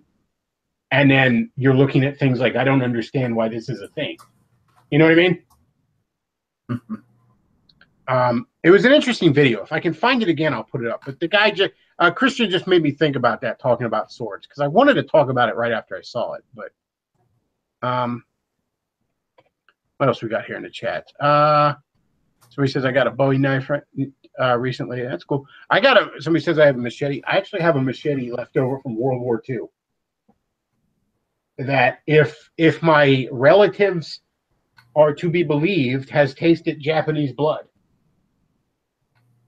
So I kind of think that's pretty cool. It's a touch rusted, but it is 70 years old. I did have it sharpened, but I didn't have it restored any further beyond that because I just want it to be in its natural state. I keep that in the garage, actually. Somebody says, so Klingons are space Muslims. Kind of. You know, the one thing, and like this guy's talking about like why he didn't think the Bechtloff would be a thing among the Klingons, and I kind of think it would be for the reasons I laid out. The one thing I don't think would be a thing is I don't think the Klingons would be all about cloaking technology. Now, I realize the Klingons were portrayed slightly differently in the original series. They were a bit more sneaky because they were just trying to be more like the Soviets. They were just to stand in for the Soviets. But ever since the movies and then Next Gen, you know, they were all about honor and battle and all this other stuff, right? So why would they have all their ships have this sneaky little bitch technology? You know what I mean? Like, you expect that from the Romulans, you know? But the Klingons, you'd think the Klingons would be announcing their presence. You know what I mean? You think the Klingons would be just constantly hailing on their way there, like, I'm going to kick your ass, motherfucker. You know what I mean? Like, and just have this giant, ridiculous fucking ship that's like 90% fucking gun. You know what I mean? It's like there's barely any living quarters. It's all about just blowing motherfuckers. Like they got like photon torpedoes that'll grab onto your ship and go to warp and try and drag your molecules across subspace. Just crazy weapons like that. Instead, it's like, no, we're gonna sneak up on them like a little bitch. No, that doesn't seem like the Klingons to me. That's the Romulans. Maybe that's the Cardassians, but that's not the Klingons. Somebody asked Bechtloff, are you watching Razor Fist series on Deep Space Nine? Yes, he just put out the first one of it, where he gave kind of an overview of the show, and he's going to go episode by episode. I am very much looking forward to that. I watched the first one; it's very good. Let's see. Nonsensical Rants is saying he sent you a picture on the Skypes there, I think. So check that out, Luke. Or what? No, it's some Nintendo girls, I guess. Klingons would blow up a planet to announce their presence. Yeah, Klingons would just be, their ships would be all about swinging their dicks around. You know what I mean? Like, I can almost imagine their ship shaped like a dick. You know what I mean? Like, which like a Klingon dick. I don't know if it's got ridges all over it or something. Like their fucking heads. I don't know. We don't know what Klingon dicks look like, and I don't think we want to know. But like I said, Klingon ships would be just all about like bravado. You know what I mean? Mm-hmm. Like, remember in the original series, the one Romulan ship had a fucking bird painted on the bottom of it? That would be the other thing. I would think like Klingon ships, they'd have fucking skulls of their enemies, like just fucking welded onto the side of the hull.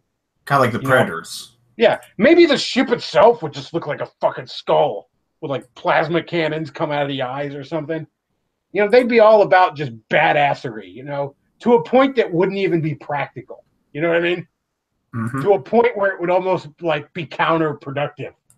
Just like you know, guys are designing the Klingon ships, and you know, like the engineers are like, if we take off the fins, we could, you know, we could make hull integrity much more, you know, much more stable. And the guy's like, have you no soul? The fins are where it's at.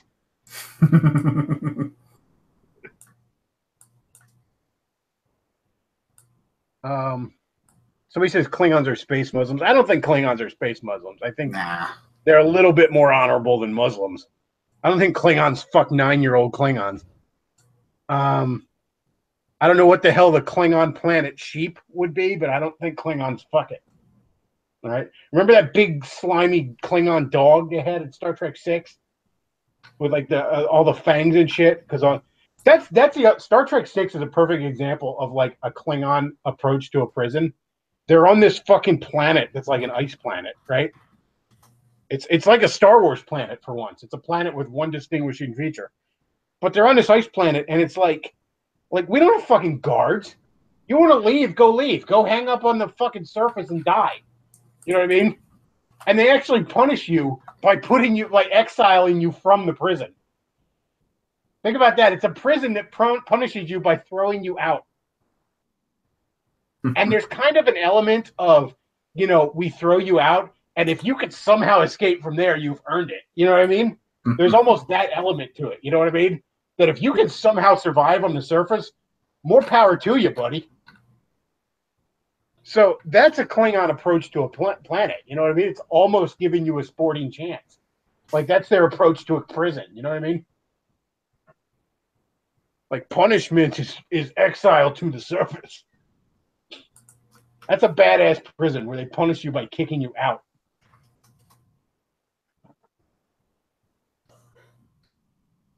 Somebody says, hey, everyone, I caught Klingon dicks. What did I miss? Barbed Klingon dicks. If Klingons are space Muslims and Ferengis are space Jews, do they fight over a particular planet? Yeah, they fight over a very, very small planet in the middle of nowhere that they shouldn't give a shit about. They fight over a very small desert planet that has no viable resources.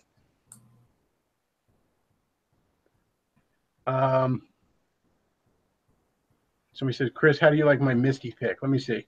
I don't think you sent it to me. This one. Oh, wait. Oh, that is cool. That is delightful, actually. That's all right. And now we have the retard sex promotion. How about Klingon vaginas? Send Bob and Vagine.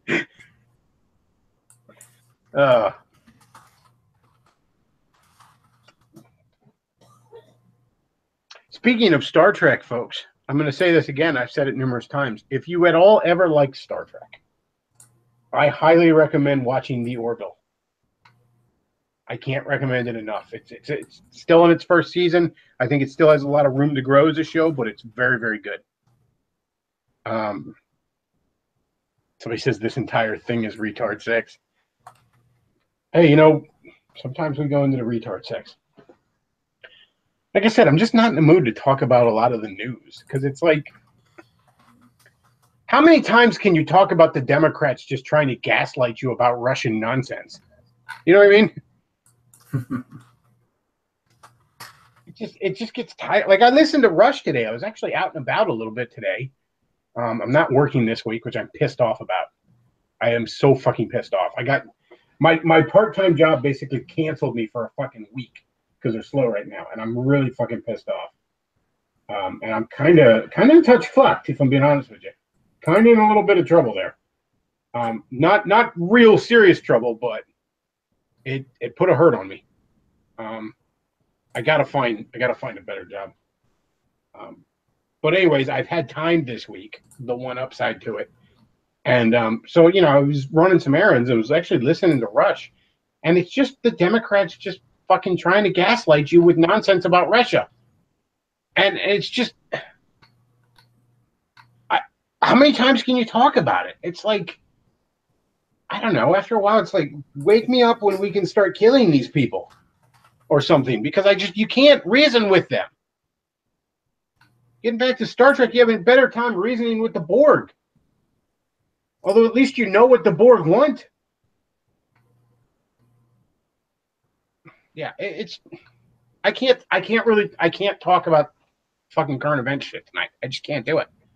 I'd rather talk about Misty being sexy and Klingons swinging their dicks around. That's what we're going to talk about. We're going to talk about the fictional retard sex tonight. That's what we're going to talk about.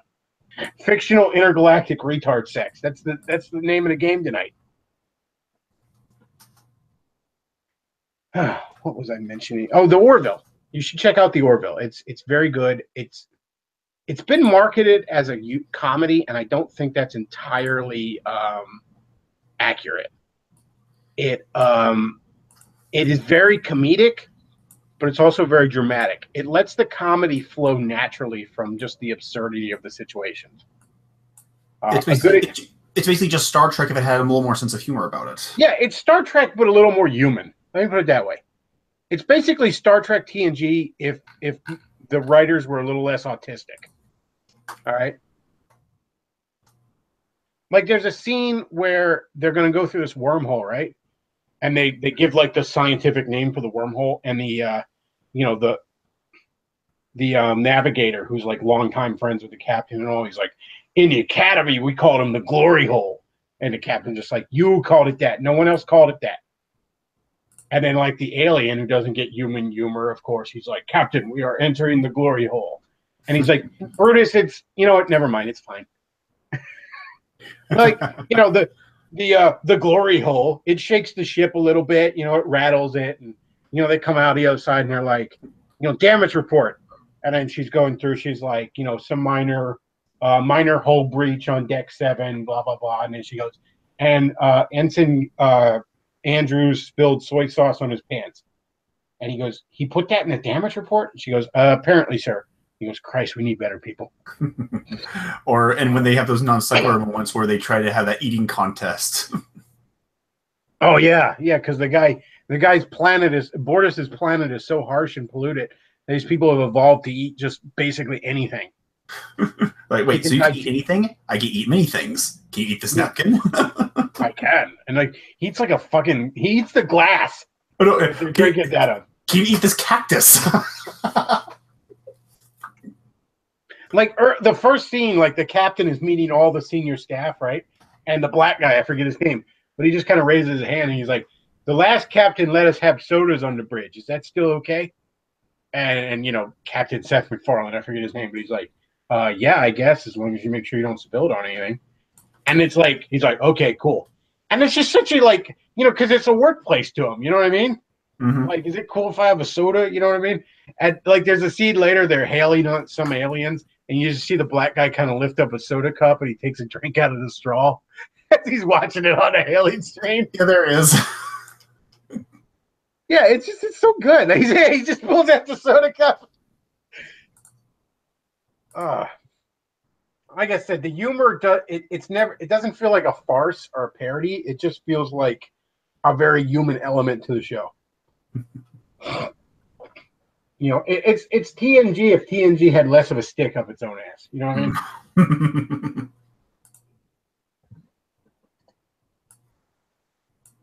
mean? Let's see. Some are calling it Star Trek for cucks, but I like it. I don't know where they're getting that.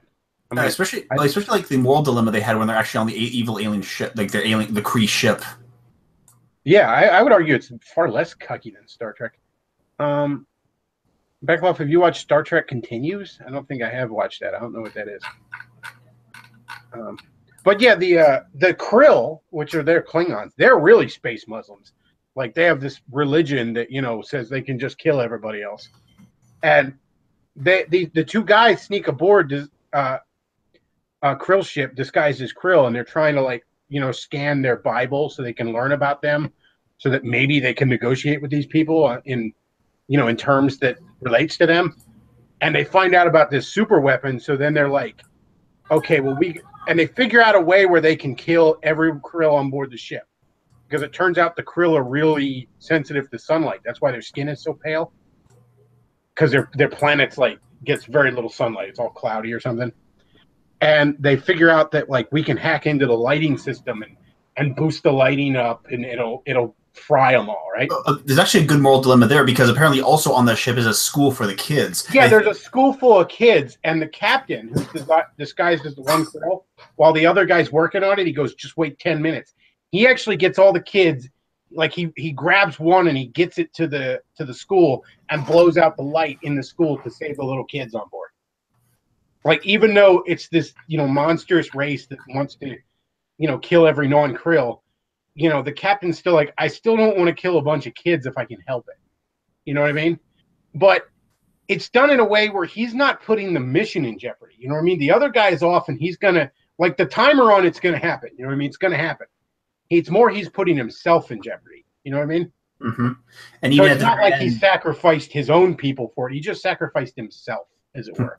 Or almost did, I should say.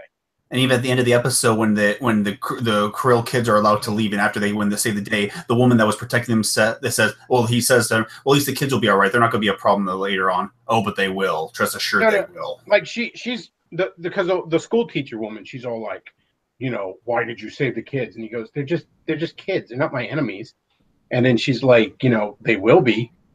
And he goes, I guess I'll deal with that when it comes.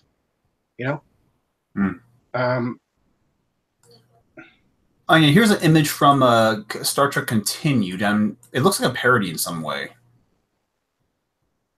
Yeah, I don't really know anything about that. I heard there was some fan-made thing that was supposed to be like a continuation of the original series, but Paramount shut it down. I don't know if that's what this is. But yeah, it looks like more like a porn parody, if I'm being honest with you. I mean, not to throw shade at these guys, if it's a labor of love fan project. I'm not trying to do that, but that chick's pretty hot. So I'm thinking that combined with kind of low production values just screams porn parody to me. Oh, here it is. Star Trek Continues is an American fan-created web series set in the Star Trek universe. Huh. They have a little art right here. And it's what's connected to it is they get a new captain, Zach Brannigan. Really? Well, I think it's just a DeviantArt image, but yeah. Oh. Because that'd be funny as hell if they just had a new captain that's I mean, even if it's not obviously Zach Brannigan, it's just an obvious stand-in for him. That'd be fucking hilarious.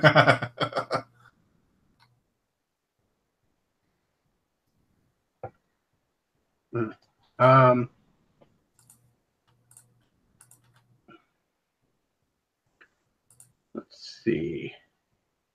Star Trek Continues as a fan-made production. They made 11 episodes that are pretty good. Yeah, I mean I love fan-made stuff like that. There's a real heart to it. I mean, hell, Sonic Mania is basically a fan-made game that Sega decided to actually sell. Bechtloff, what do you think of Gene Roddenberry's Andromeda? I never saw any of it. I couldn't tell you. I didn't. Didn't that have Kevin Sorbo in it? Am I thinking of the right one? Yeah. I mean, I used to really like Kevin Sorbo's Hercules, but yeah, I never really watched Andromeda. Yeah, I never saw it either. When did Andromeda come out? Because I mean, Gene Roddenberry, wasn't he dead by then? He died in 90. Yeah, he passed away right before Deep Space Nine came out. Yeah, Deep Space Nine was 92, 93, something like that, wasn't it? Yeah, Andromeda came out in 2000. It must have just been based off of something he worked on, or I don't know. I don't know how it's Gene Roddenberry's Andromeda, but if unless he's writing shit from beyond the grave, huh? Which would be really awkward for that fucking fedora.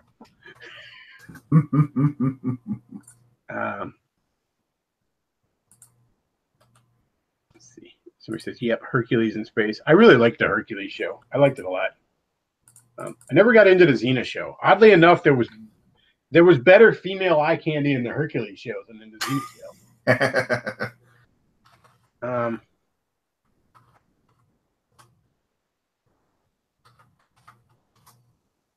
Let's see. More Misty stuff. Chicks love the cosplay as Misty too, and that's all right. I guess it's a pretty easy costume to slap together. I mean, you just get a stuffed animal, that Pokemon that's like half in the egg. I can't remember its name. Oh, Togepi. And you just some red suspenders, some denim shorts, and a yellow top, and you got it.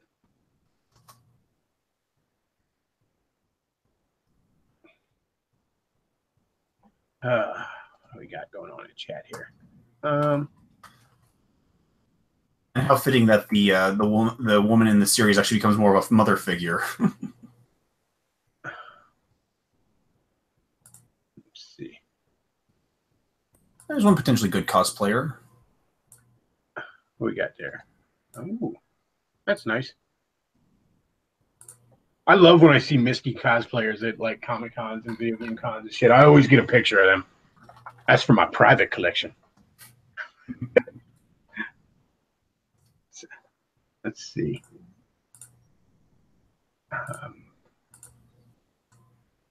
So he says, Zap Brannigan, best captain ever. Bechtloff, you should do some Game Boy game reviews with Luke on here. I was actually thinking of doing a couple of Game Boy game reviews because Game Boy games are rather interesting. One I was actually thinking of reviewing. It's not that it's good. It's, again, more that it's interesting. I was thinking of doing a little review of Street Fighter 2 on the Game Boy. Because the thing about Street Fighter 2 on the Game Boy is that it's bad. Because, of course, it is. Because Street Fighter 2 does not belong in the original fucking Game Boy. That's a terrible idea. The 2-button scheme alone can't handle Street Fighter 2. That said, though, if you actually ever played it, it's so much better than it has any right to be. And in a very weird way, it really shows you why Capcom was, for a very long time, at least during the cartridge era, the greatest third-party developer, probably, period. Maybe Konami, you could say, was as good. But in the cartridge era of video games, Capcom was the third-party developer. And this is why. You take something like Street Fighter 2 on the Game Boy. That's a bad fucking idea. That's an idea from the get-go that is designed to suck ass. All right? It's an obvious cash cow. It's an obvious cash-in, I mean. And you know that some higher-up was like, yeah, people like Street Fighter 2, the Game Boy is really popular. Put it on the Game Boy. And then these poor programmers and shit are like, how the fuck are we supposed to do that? And yet it's still as good as it could possibly be. You know what I mean? So it just shows you that these guys, they took something they knew was doomed to suck ass from the get-go, right? And they still poured as much into it as they could. They still made it as good as they possibly could. There's something that just speaks to the kind of people Capcom had working for them at the time. That's actually really impressive right here. Yeah, it's not that bad, really. It's kind of bad, don't get me wrong. And the controls are rough because of the 2-button scheme, but it's not as rough as you would think. It's decent and playable. And back then, when there was no other way to possibly have Street Fighter 2 on the go, it was probably really worth owning. If you were a big fan of Street Fighter 2. I mean, I don't know how else to say it. It's bad, but it's not as bad as it should be. It's almost okay. To this day, I mean. Like, I first played it, a couple years ago for the first time ever. And I'm like, this is, I picked it up because it was like $2. And I'm just like, I bet you this is going to be awful. I just got to see how bad this is. And I'm like, wow, this is almost good. Somebody says, Bechtloff, did you watch Race's stream where I explained all the problems with Justice League? Flash was the worst part of it. Flash looks like the worst part of it, but no, I didn't catch that. I'm sorry. Bro, do you know who Hymack is, son? Dude has done more for white people than you could ever do. He is the savior of the white race. Without Hymack, Emack, and Spencer, we'd be fucked. I don't know if you're being sarcastic or not, so I'm not. Because when you threw in Spencer, that's where I'm like, okay, I think you're trolling there, friend. Yeah, I'm not buying it anymore. I wasn't sure, but now I'm leaning towards not being serious there. Yeah, that Misty in the hot tub is delightful, by the way. That can be up all the time. I'll convert to water type for her, baby. I saw this thing, and I don't know if it was actually in a Pokemon game where it was like some sort of stone that would convert a Pokemon from one type to another. And I saw like a fire type Bulbasaur and a plant type Charizard and shit like that. And like something like that where it took like the 3 original starters and like they all swapped types. Like instead of a bulb on Bulbasaur's back, it was a big fireball. And it was a bulb on the end of Charizard's tail or something like that.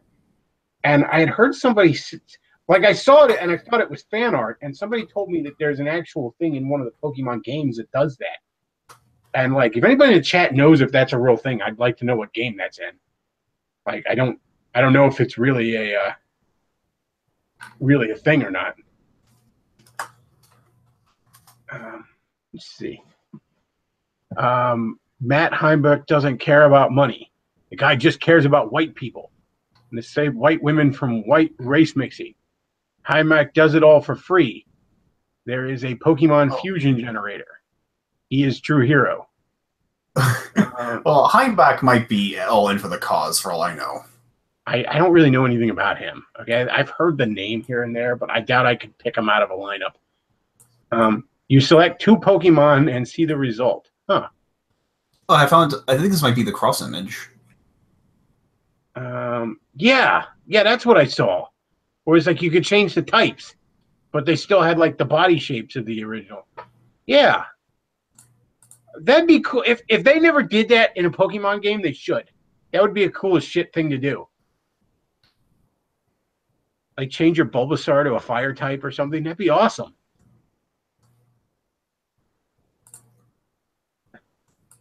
Like it'd be awesome to get all 3 like types and they're all 3 Bulbasaurs. That'd be the tits. And yes, that's me right there. Using Vine Whip. Let's see. Somebody says better looking than the Mega Evolution. Yeah, you're right. Mega Evolutions look like shit. Somebody says Heimbach is a sodomite KKK fucker who swaps fluids with Dickie Spencer. Again, I don't know anything about him, so I'm just going by the chat. Okay. He likes the Dickie Spencer apparently. They did something like that in the card game. Yeah, I never played the card game. Yeah, you've probably seen him somewhere, but yeah. The Bechtloff is going to change to a water type Bulbasaur to get with Misty.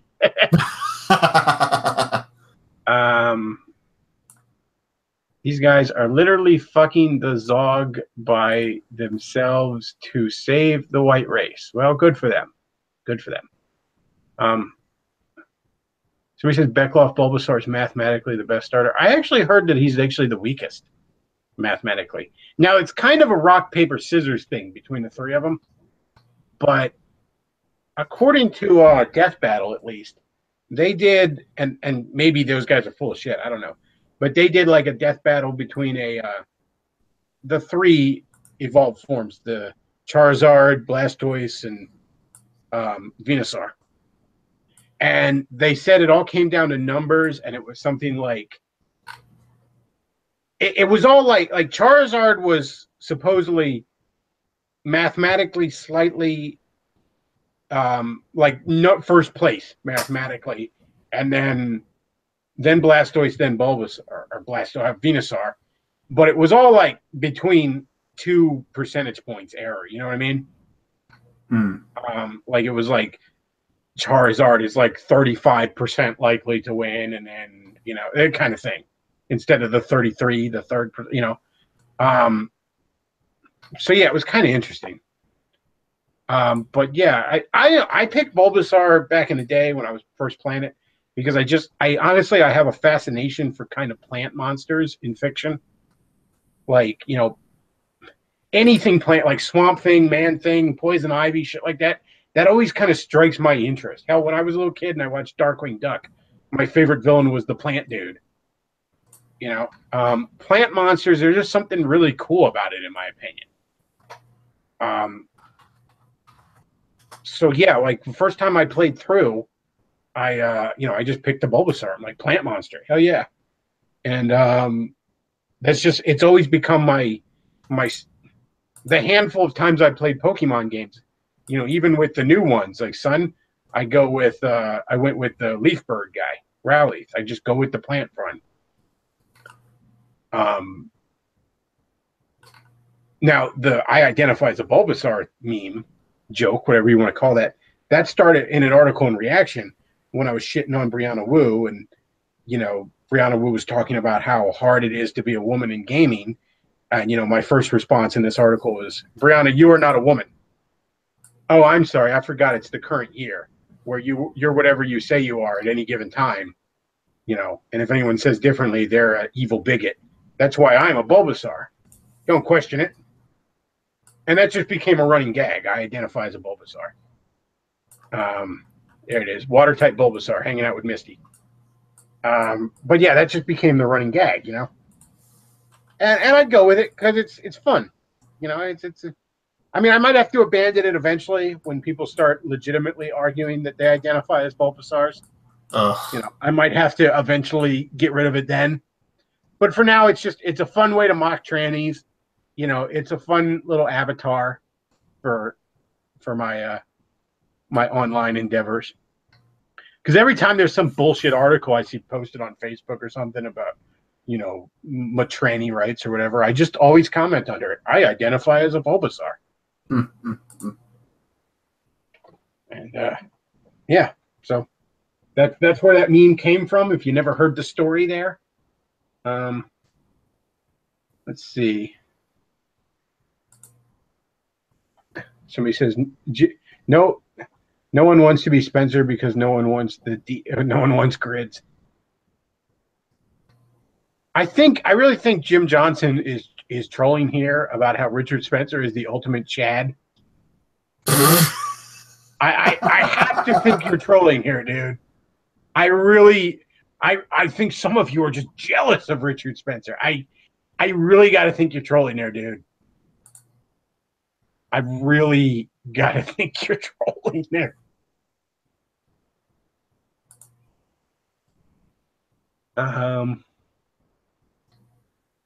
So Bechtloff, do you like Swamp Thing? Before I was ever into superhero comic, like before I was really reading superhero comics at all, when I was a little kid, I actually really did like the Swamp Thing movie, and then there was like a live action TV show and shit I used to watch a lot. I like Swamp Thing. Swamp Thing's cool as shit. But again, just always been fascinated by the plant monster kind of motif in fiction. Jim Johnson's Richard Spencer fucks many women. He has a child. Okay.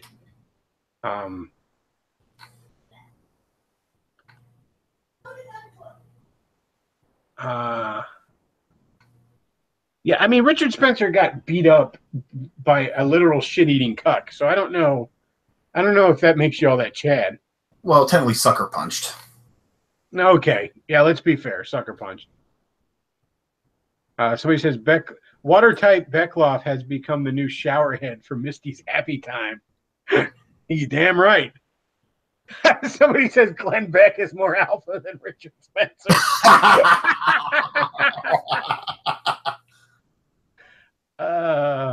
Probably.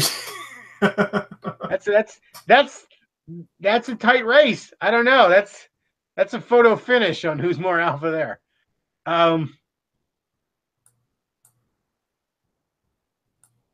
Somebody says if Pokemon games had 3 save files, I would have a Charmander, Bulbasaur, and my other.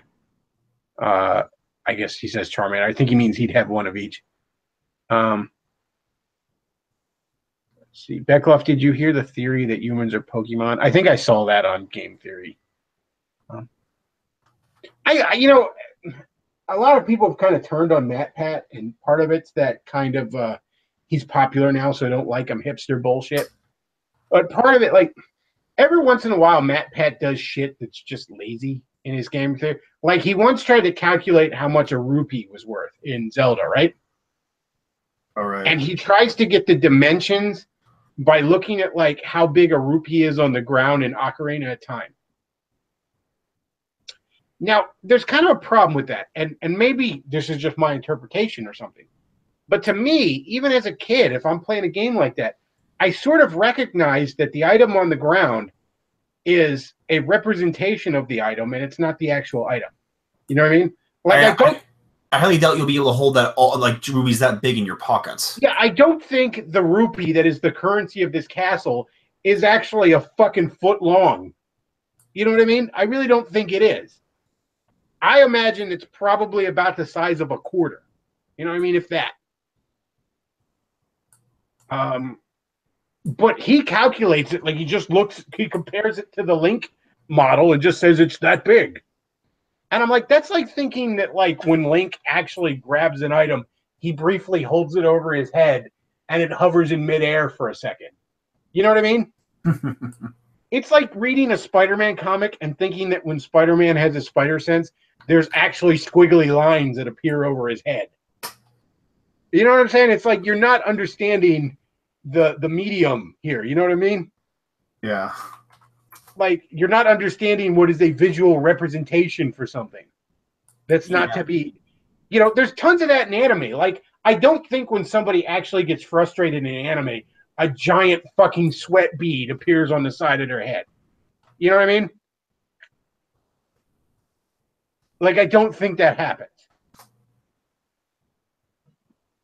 Like, and yeah, there's the cosplay there, and it's cool and all. But like, nobody is retarded enough to. That's the other thing. A lot of times when it's Peter Parker in the comics, and they want to portray a spider sense, they'll show like half of his face appears in a Spider-Man mask. I don't think that actually happens to Peter Parker. Okay, like I don't think you're supposed to take that literally. Someone would probably figure out the identity after a while. Like Peter, why does half of a Spider-Man mask keep appearing on your face? Like that's obviously not to be taken literally. Like these anime faces, you know what I mean? That's obviously not to be taken literally. You know what I mean? Like a character's eyes don't turn into hearts. You know what I mean? Or the jawbone just completely disappears. Yeah, none of that fucking happens.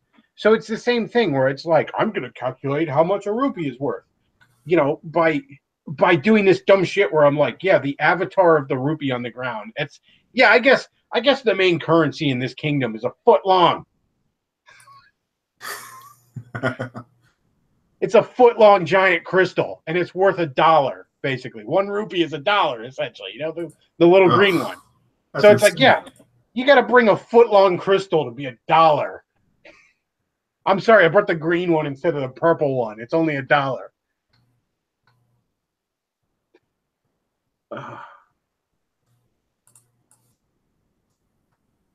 Oh, Lordy. So yeah, that's part of me. I understand why people get so fucking frustrated with Matt Pat, because it's like, that's just dumb, man. You're smarter than that. I really think you're smarter than that.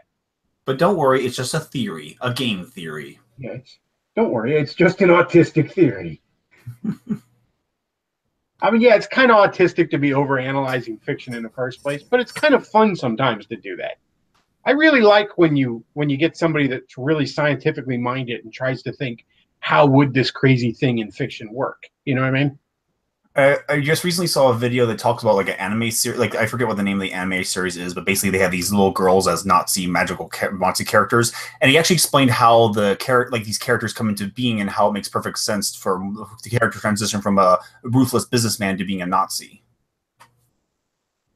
Something, and I'm begrudging to admit this because I've always liked Star Trek more than Star Wars, but I think Star Wars is actually more realistic with the faster than light travel.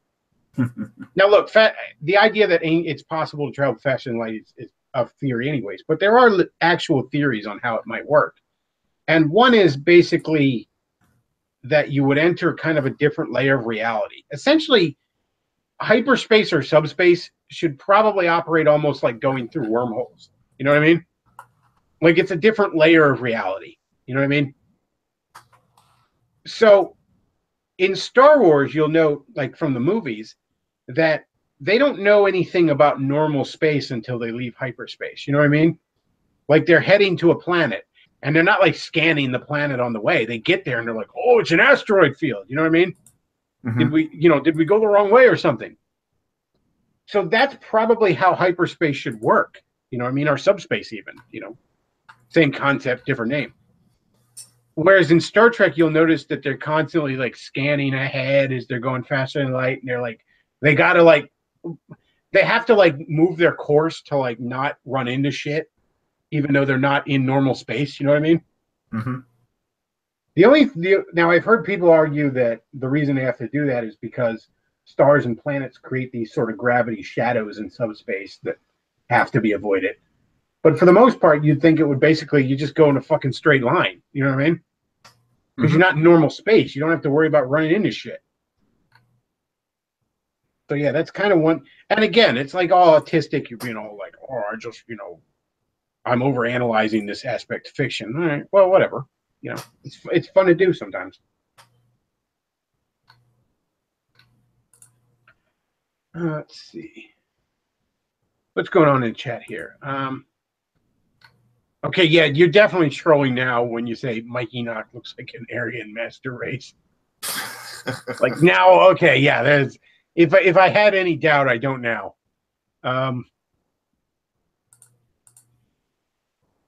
Yeah, Jim Johnson pissing people off in the chat. Look, guys, I'm not babysitting the chat. I gave you guys moderators, all right? I put Christian and fucking Race and I think somebody else in charge. I don't know. Did I give you, Luke, moderating things yet? I don't bother. Well, here, go real quick. Just say something in the chat. Yeah, I don't say. Okay, all right. Because I'm gonna just in case I need you to be a moderator at some point. Okay, testing. All right, there you are. Add moderator. Boom. All right, you're a moderator now if we need you.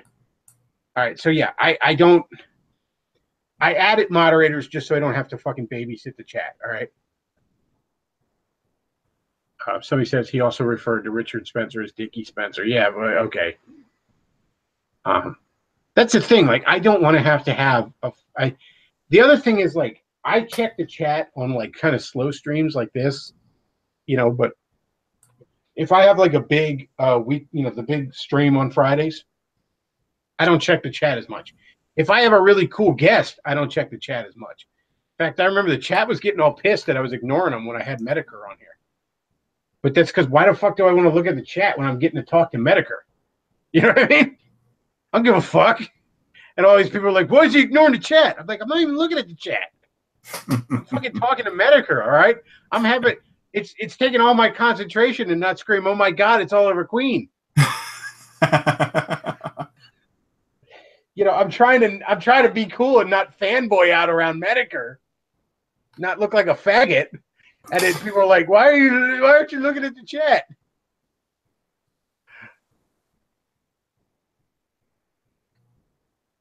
I'll give the word and I'll banish him.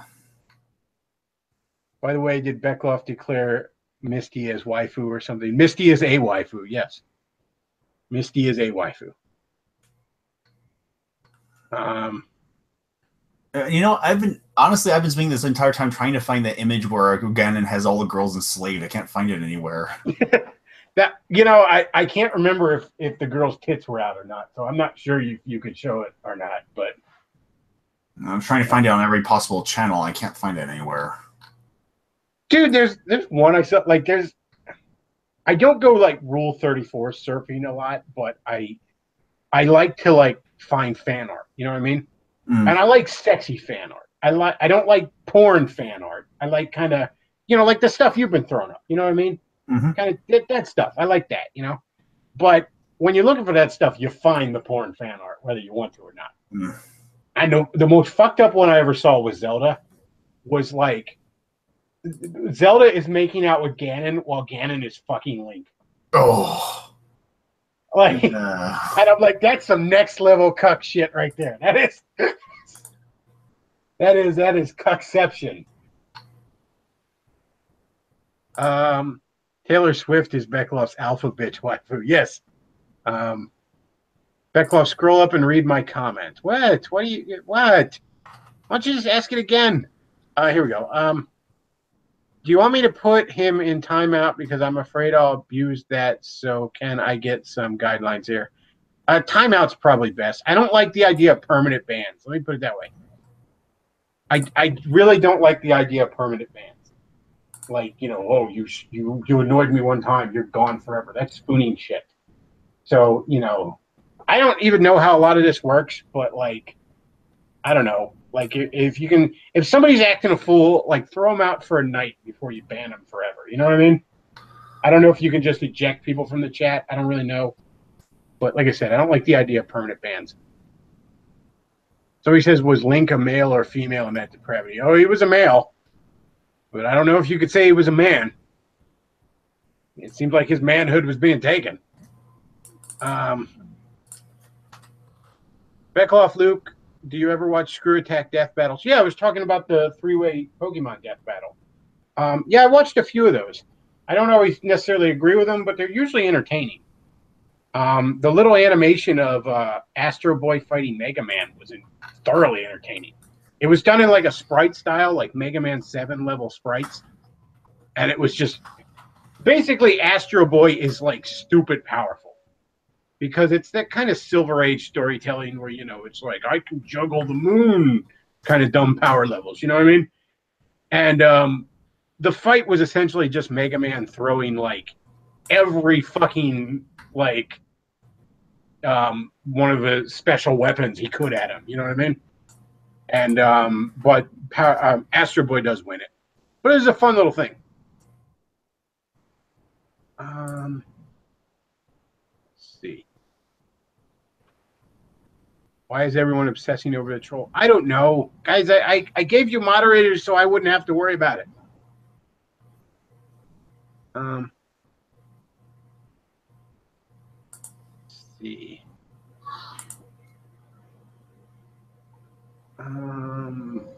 Have you somebody saying, I guess, asking about the troll, they were like, have you ever seen a dead squirrel at the side of the road and wanted to poke it with a stick when you were a kid? So he says permanent bans are as gay as Dickie Spencer and his closet Filipino boys. That's a chat, by the way. Don't sue me, Richard. Let's see. He just deleted the only comment Bechtloff likes. I didn't see that. Let's see. Superman versus Goku calls so much autistic screeching. You know what? Here's the thing. If I was to bet, now with Superman, it really depends on which continuity you're talking about on power levels. I think Superman can beat Goku. Now, I'm not an expert on Dragon Ball Z, and I freely admit I hate Dragon Ball Z, if I'm being honest with you, so that's part of the reason I just kind of, maybe I just want to think that, That said, though, like when all the fucking Dragon Ball Z fanboys, they love to do this. They love to show like memes of like, the guy from Dragon Ball Z could beat everyone in the Marvel Universe or something like that. And I'm like, yeah, but like 90% of the people in the Marvel Universe are more interesting characters. Like, I'm not 9. I'm not totally concerned of who can beat the other guy in a fight. It's more like whose adventures do I want to continue to follow? And I'm actually thinking of like doing like a Goku versus Superman video, like animated, where it's going to be like a troll video, basically, where it's like Goku versus Superman. Who would win? Well, there's many things to consider, but the primary thing is that Superman would win because Goku would be too busy sucking dick to actually show up to the fight. Fuck you, Dragon Ball Z fans. And it's like the little Bulbasaur giving the middle finger, and then the video's over. Like, I kind of honestly wanted to do that, but it would honestly be... I don't know if it would be funny or too dickish. Because fuck Dragon Ball Z.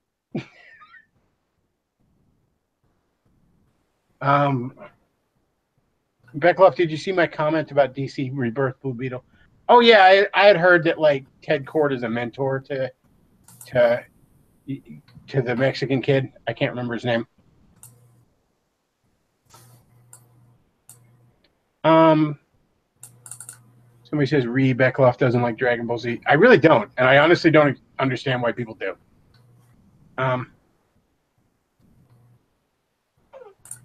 Dog's whining. I might have to shoot the dog now. Let's see. Didn't Superman bring himself back to life a couple of times? I don't know. I didn't fucking Dragon Ball Z people do that? Aren't there like episodes where they have like dumbass halos and shit because they're dead? Yeah, they use the Dragon Balls to bring him back to life. Yeah, they love them balls. Although there's a condition you can only do it once. Ah, okay. Does it take like 50 episodes to do it? No, but it takes 50 episodes to travel to another planet, find them, and then 5 episodes in between to fight one. I don't buy that it takes 50 episodes to travel to another planet. Well, okay. Everything else. 50 episodes to talk shit before a fight. I would think it would take a season to travel to another planet. It actually only takes 3 episodes. One when they get to the wrong planet, and then when they get to the right planet. It takes 50 episodes for a character to scratch his balls in that show.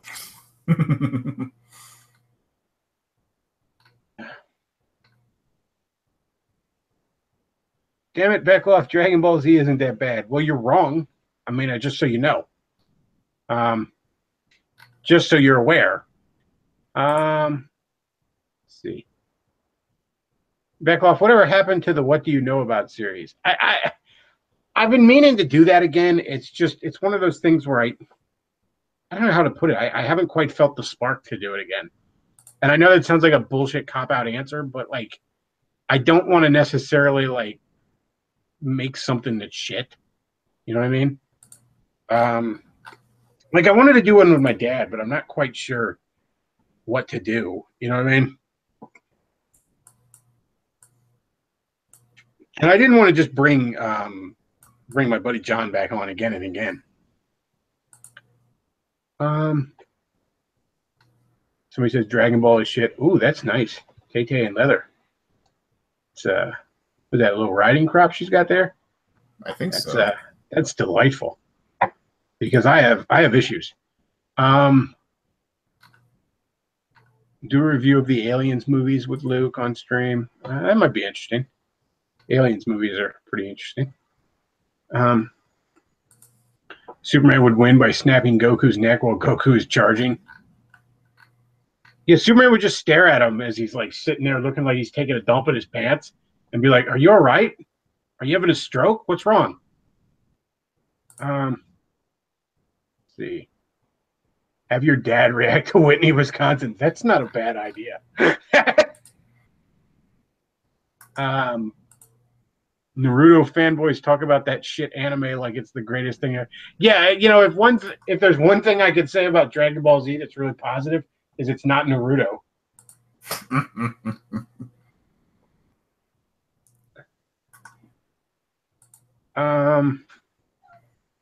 Let's see. Get that congressman for an episode of What Do You Know? No, I don't think I'm going to get State Representative Brian Cutler to come here so I could show him Whitney, Wisconsin. I don't think I'm going to do that. That doesn't seem like a good idea. And, you know, I was all excited about that interview. And, you know, if I'm going to just shit on my fans a little bit, y'all didn't really seem to care. And I was kind of disappointed. If I'm being honest with you, I was kind of heartbroken there. If you want to console me, send me some shekels. But actually, in all fairness, I kind of knew it wasn't going to be that big of a deal because, you know, it's local PA politics. None of you know nor care. it was more a kind of a big deal for me because it sort of was a bit of legitimacy to this channel that I appreciated. Shut up, dog! I will end you. I can legally do it. Let's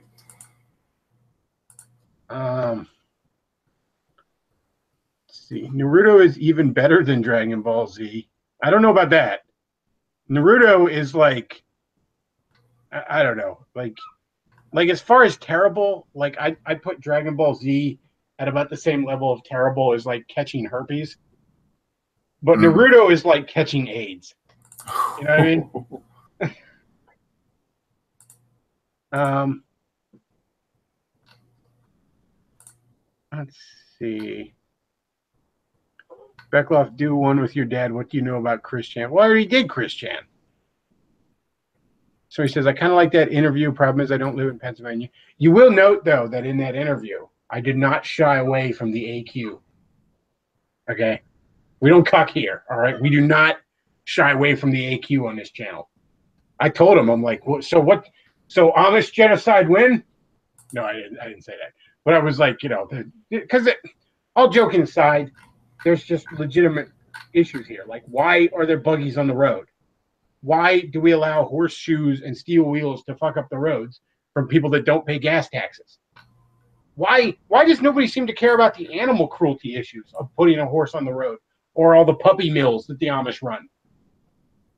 Why do the Amish flagrantly ignore environmental regulations on their farms and nobody does anything? So, yeah, I asked him those questions. And, you know, I mean, I wouldn't say ducked the issues, but he was basically like, look, I mean, there's not a lot that can be done. They hold a tremendous amount of power, you know, and outside of Lancaster, where they do hold a tremendous amount of power, the rest of the state doesn't give a shit to do anything about it. Let's see.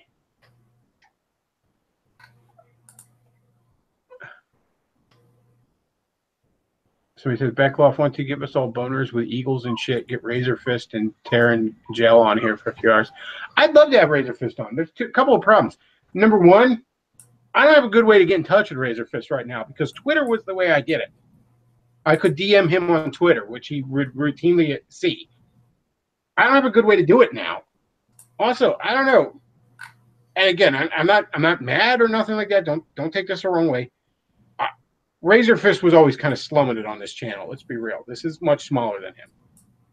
I kind of get the feeling he doesn't really want much to do with me after the Spoonie stream. Kind of a bit of a sneaking suspicion I have. I don't know. I don't know. He's always welcome on this channel. I love Razor Fist stuff. He is welcome on here anytime, and I would love to have him and his sidekick on for a stream. That would be fantastic. I swear, dog, I will beat you to an inch of your life and then half an inch more. I have dominion over you, beast. Far more than the Amish should. He knows I'm all talk. That's a problem, too.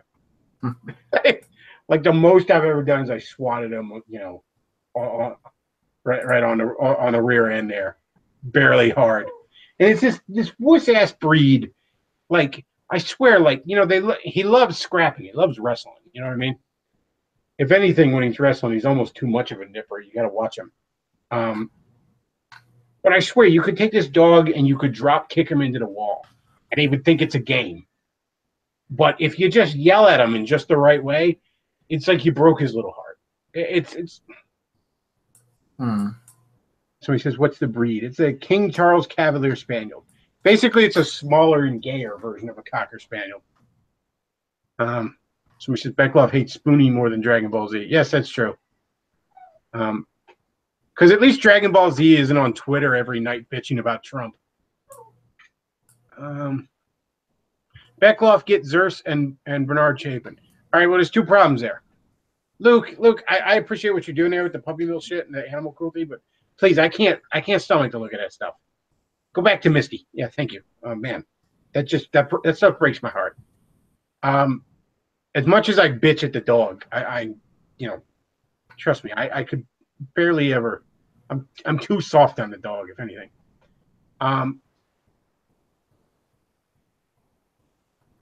But yeah, where was I? Shit, I lost my. Oh yeah, it's like I said, Cavalier Spaniel. It's basically a smaller, gayer little version of Cocker Spaniels. They actually were created as a pest control breed, right? Like, they're mousers, essentially. And what's funny about that is I remember, and I'm sitting here doing a stream one time. This was probably easily a year ago.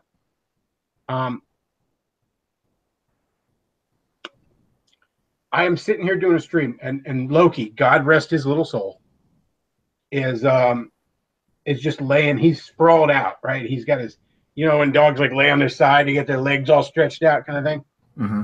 And this mouse is in this room down here, who has also since passed since I put out the mouse trap that night.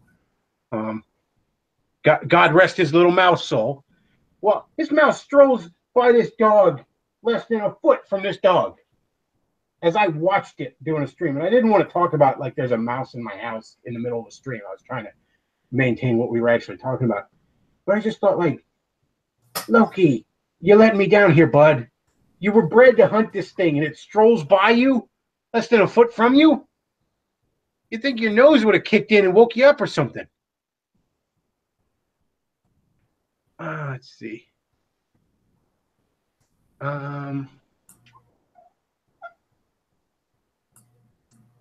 Let's see. Oh, Zerus and Burn. That was what it was talking about. Okay, so the problem with bringing Bernard Chapin in, and I love Bernard Chapin. He's another guy who's always welcome on here. Same with Zerus. Always welcome on here. Bernard Chapin is a very early to bed, early to rise kind of guy. And the vast majority of my streams take place well after his bedtime. Zerus, the problem is just his internet connection, man. I mean, as much as I have the problem with robot voice here and there, Zerus' internet connection, that guy's on like an AOL 56K modem or something. That guy cannot stay on a live stream for any length of time.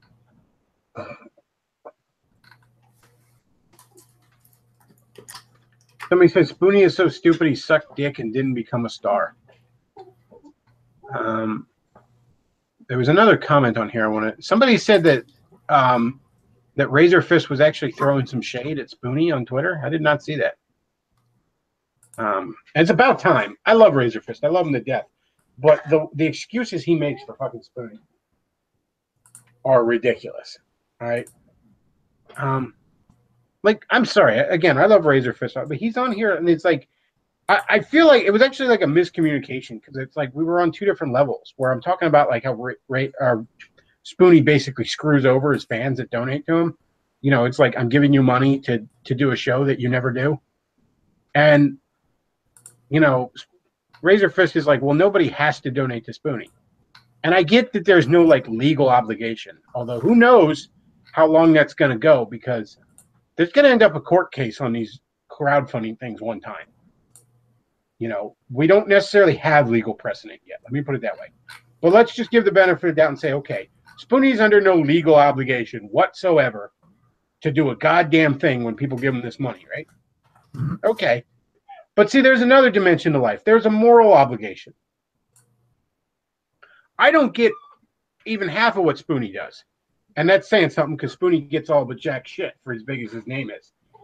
And I still feel a moral obligation to do decent shit for the people who are kind enough to throw me some of their hard-earned money on Patreon.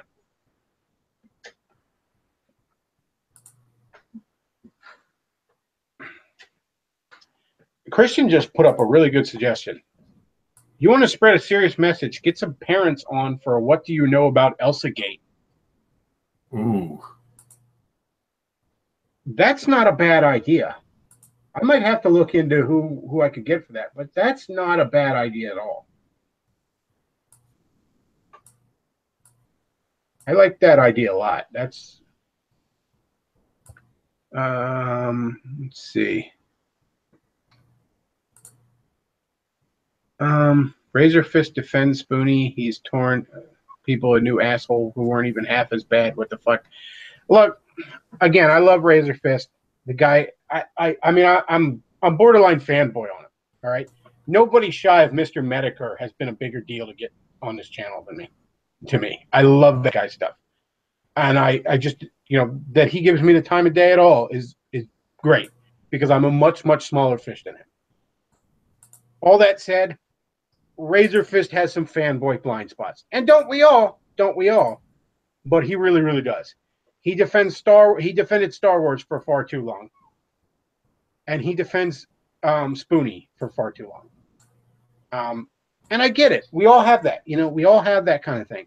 But he has a fanboy blind spot for Spoonie a mile wide. And it's especially ironic because, I mean, I don't know if Spoonie knows of Razor Fist, but if Spoonie knew Razor Fist, he would hate Razor Fist. That's the interesting thing about it. Oh, you Trump supporting Nazi, and then Spoonie would probably shit his pants and run away. That would be how that would go.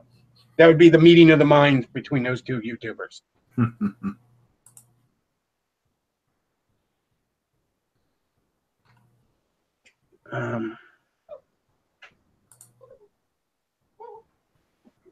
Somebody says, I know a guy that disabled his Patreon because he can't create content for 3 months. See, that's cool. That's saying, like, look, guys, I can't accept your money because I can't produce any content for this amount of time. That's cool. All right.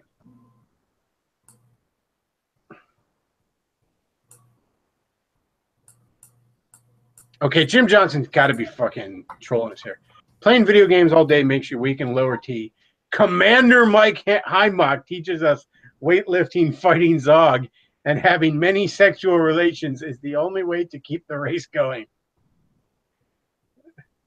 Yeah, I'm pretty sure Heimbach is a Christian, so he can't advocate something like that.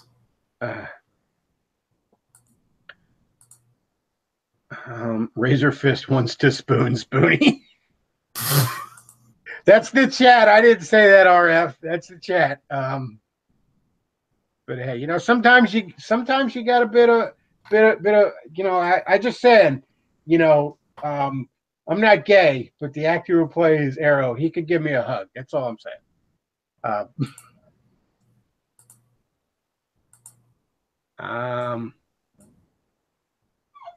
Spooning with Spoonie.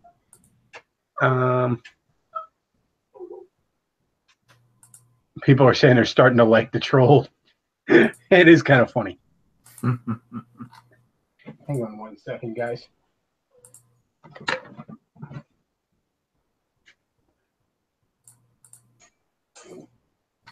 Come here, you obnoxious little peckerhead. You sit there and whine. You're going to sit with me. How about that? You're going to sit on my lap, you little obnoxious little mongrel. Oh, here's an idea. If anyone has any art recommendations for the site, be sure to send them to me on Twitter at Artistic Layman. Let's see. Spooning with Spoonie was an actual video series with Spoonie. I wouldn't doubt it.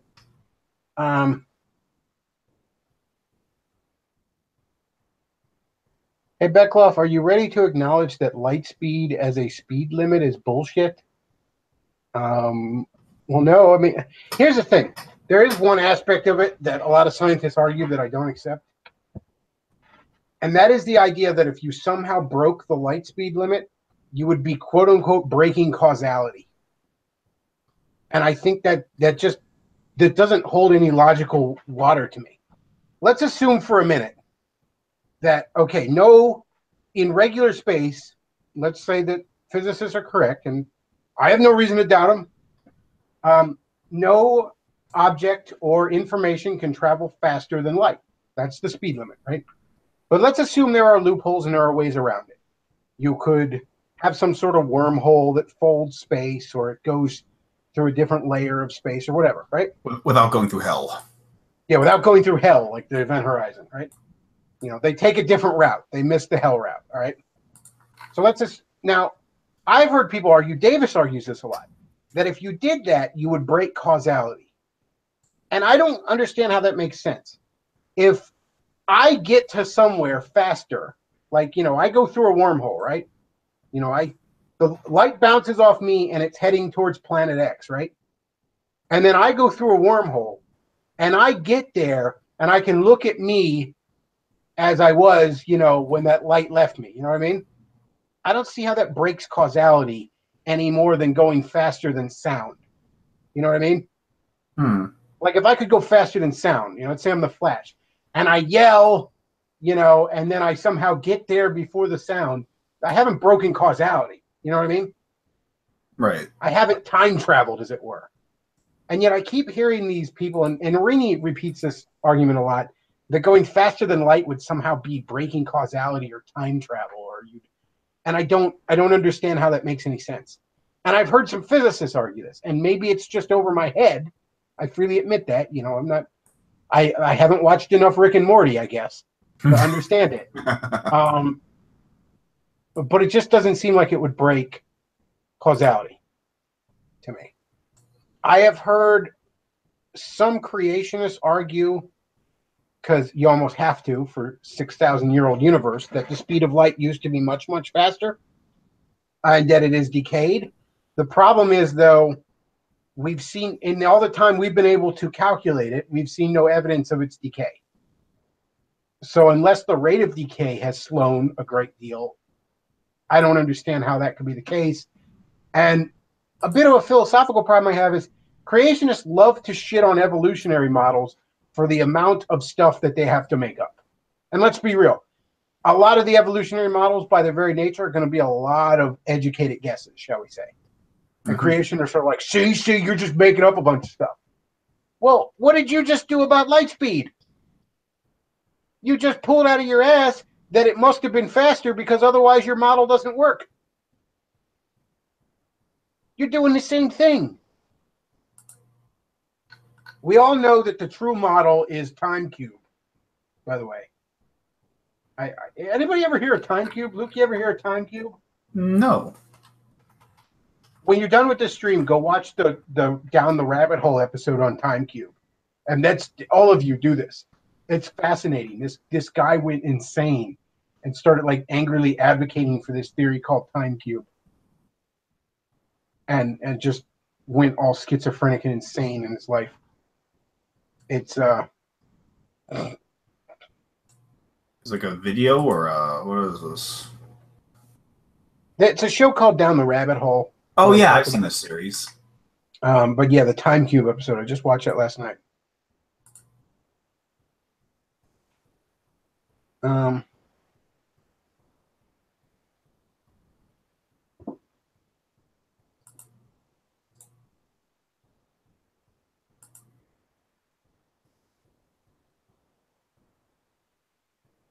Dead air.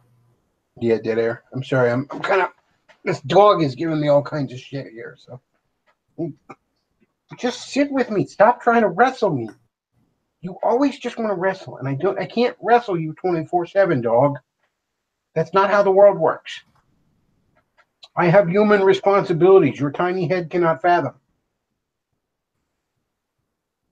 Let's see.